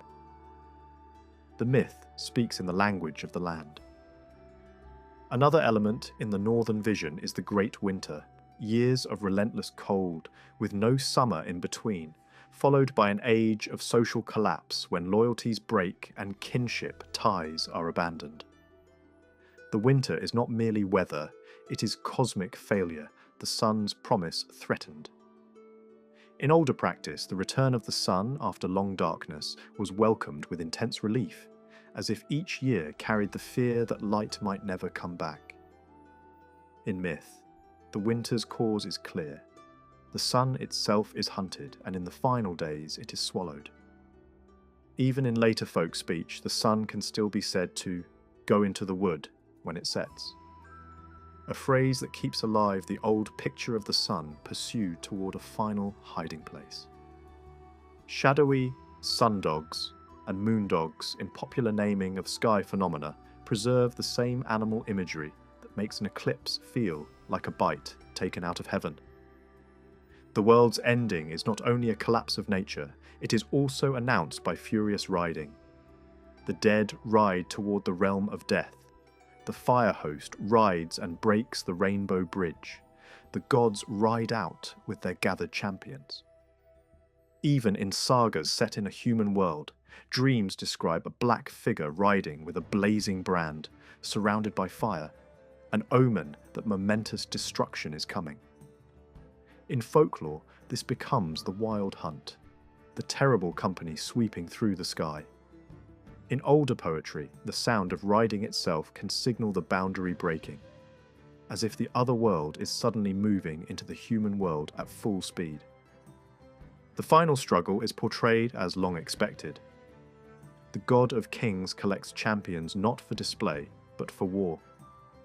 When a great ruler dies, the poems sometimes suggest that the death is not senseless, but part of preparation for what is coming.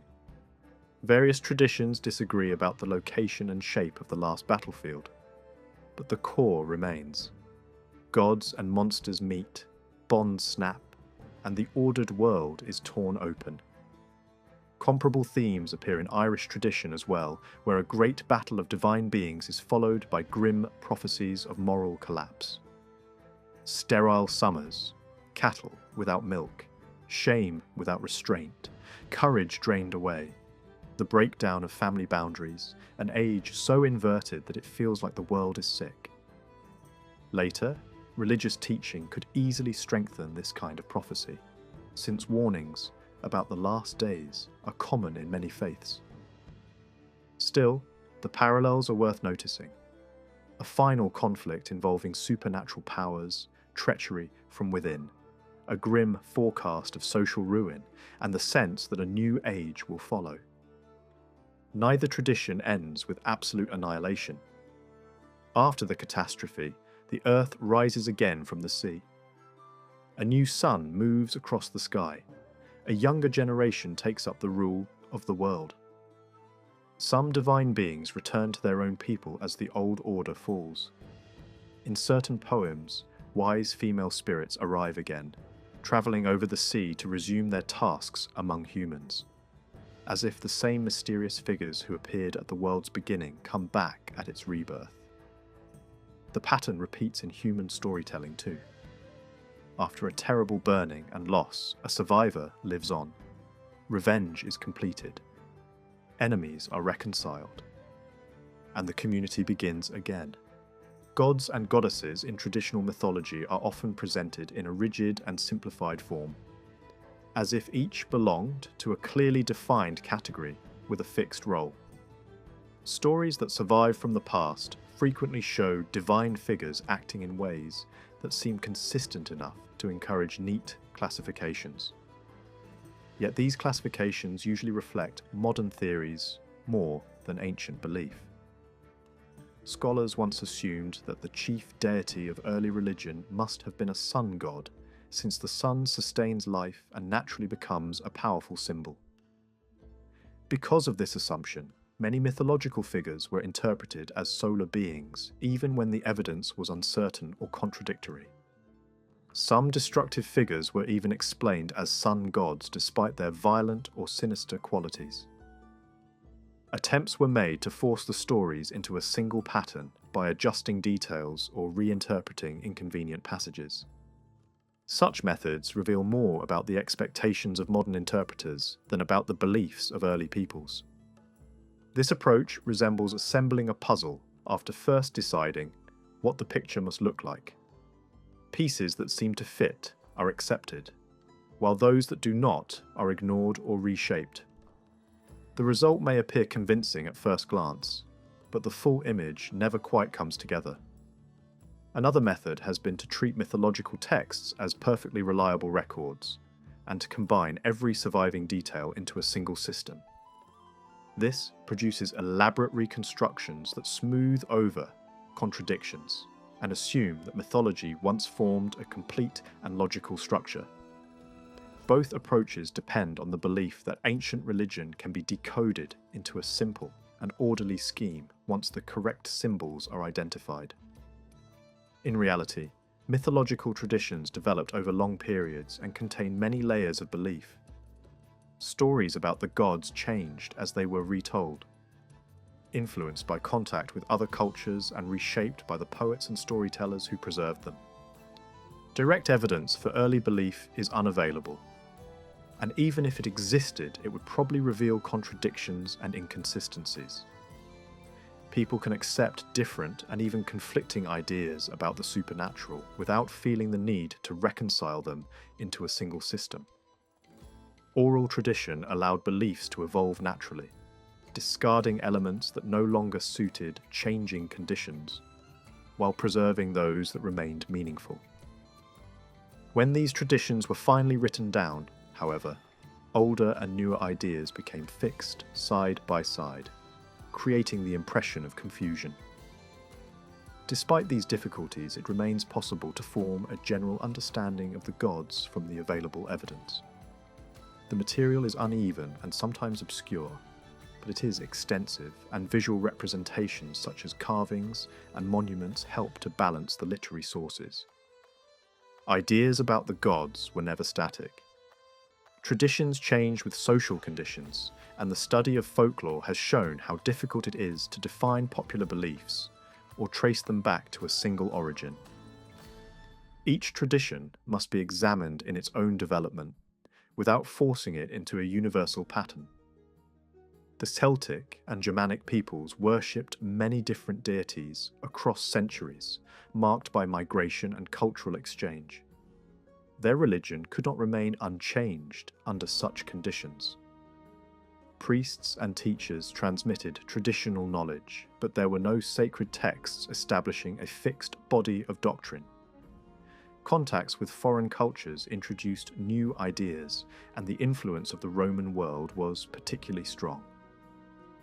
Much of what is known about native deities comes from inscriptions and altars, where local gods were identified with Roman ones and represented in human form according to Roman artistic conventions. Roman religion tended to organize divine powers into orderly systems, in which each god presided over a particular aspect of life. Modern observers, familiar with this structure, often assume that Celtic and Germanic gods must have had similar specialized roles. Yet the evidence suggests otherwise. The most powerful deities were often tribal gods, whose authority extended over many areas of life at once, including fertility, warfare, law, craftsmanship, and magic. Attempts to reconstruct a single unified mythology for the Celtic world encounter serious difficulties. Celtic society was decentralized, and local traditions varied widely. The same is true for the Germanic peoples. Major gods such as Odin, Thor, and Freya possessed many different powers. Odin ruled over battle, but also over poetry, wisdom, prophecy, magic, and wealth. Thor controlled thunder and storms while protecting homes, laws, and travelers, and promoting the fertility of the land. Freya was associated with prosperity and growth, but could also appear as a god of war. None of these gods ruled exclusively over a single domain, such as sky, earth, or underworld. Odin could travel through all three realms. Freya was connected with the sun and with burial mounds.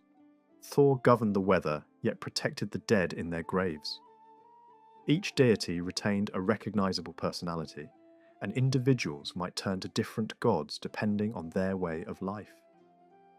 Warriors and rulers favored Odin. Landowners often looked to Thor for protection, and those concerned with fertility and prosperity sought the help of the Vanir.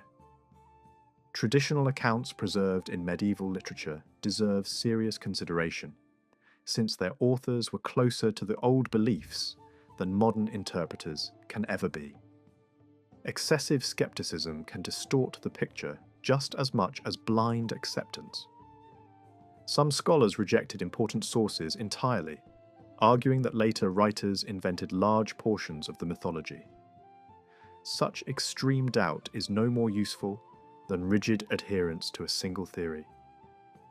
The evidence must be used critically, but not dismissed without reason. A different approach has attempted to trace the structure of Indo-European religion by comparing the myths of related peoples. According to this view, early Indo-European society was divided into three main groups: rulers and priests responsible for order and sacred knowledge, warriors who exercised physical force, and farmers and herdsmen who sustained the community. These divisions were thought to be reflected in the gods. Odin and Tyr were seen as rulers and lawgivers, Thor as the warrior god, and the Vanir as the deities of fertility and prosperity.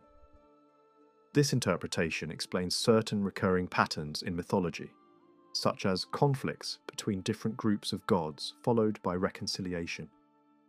It treats myth as a reflection of social structure rather than as a coded system of symbols.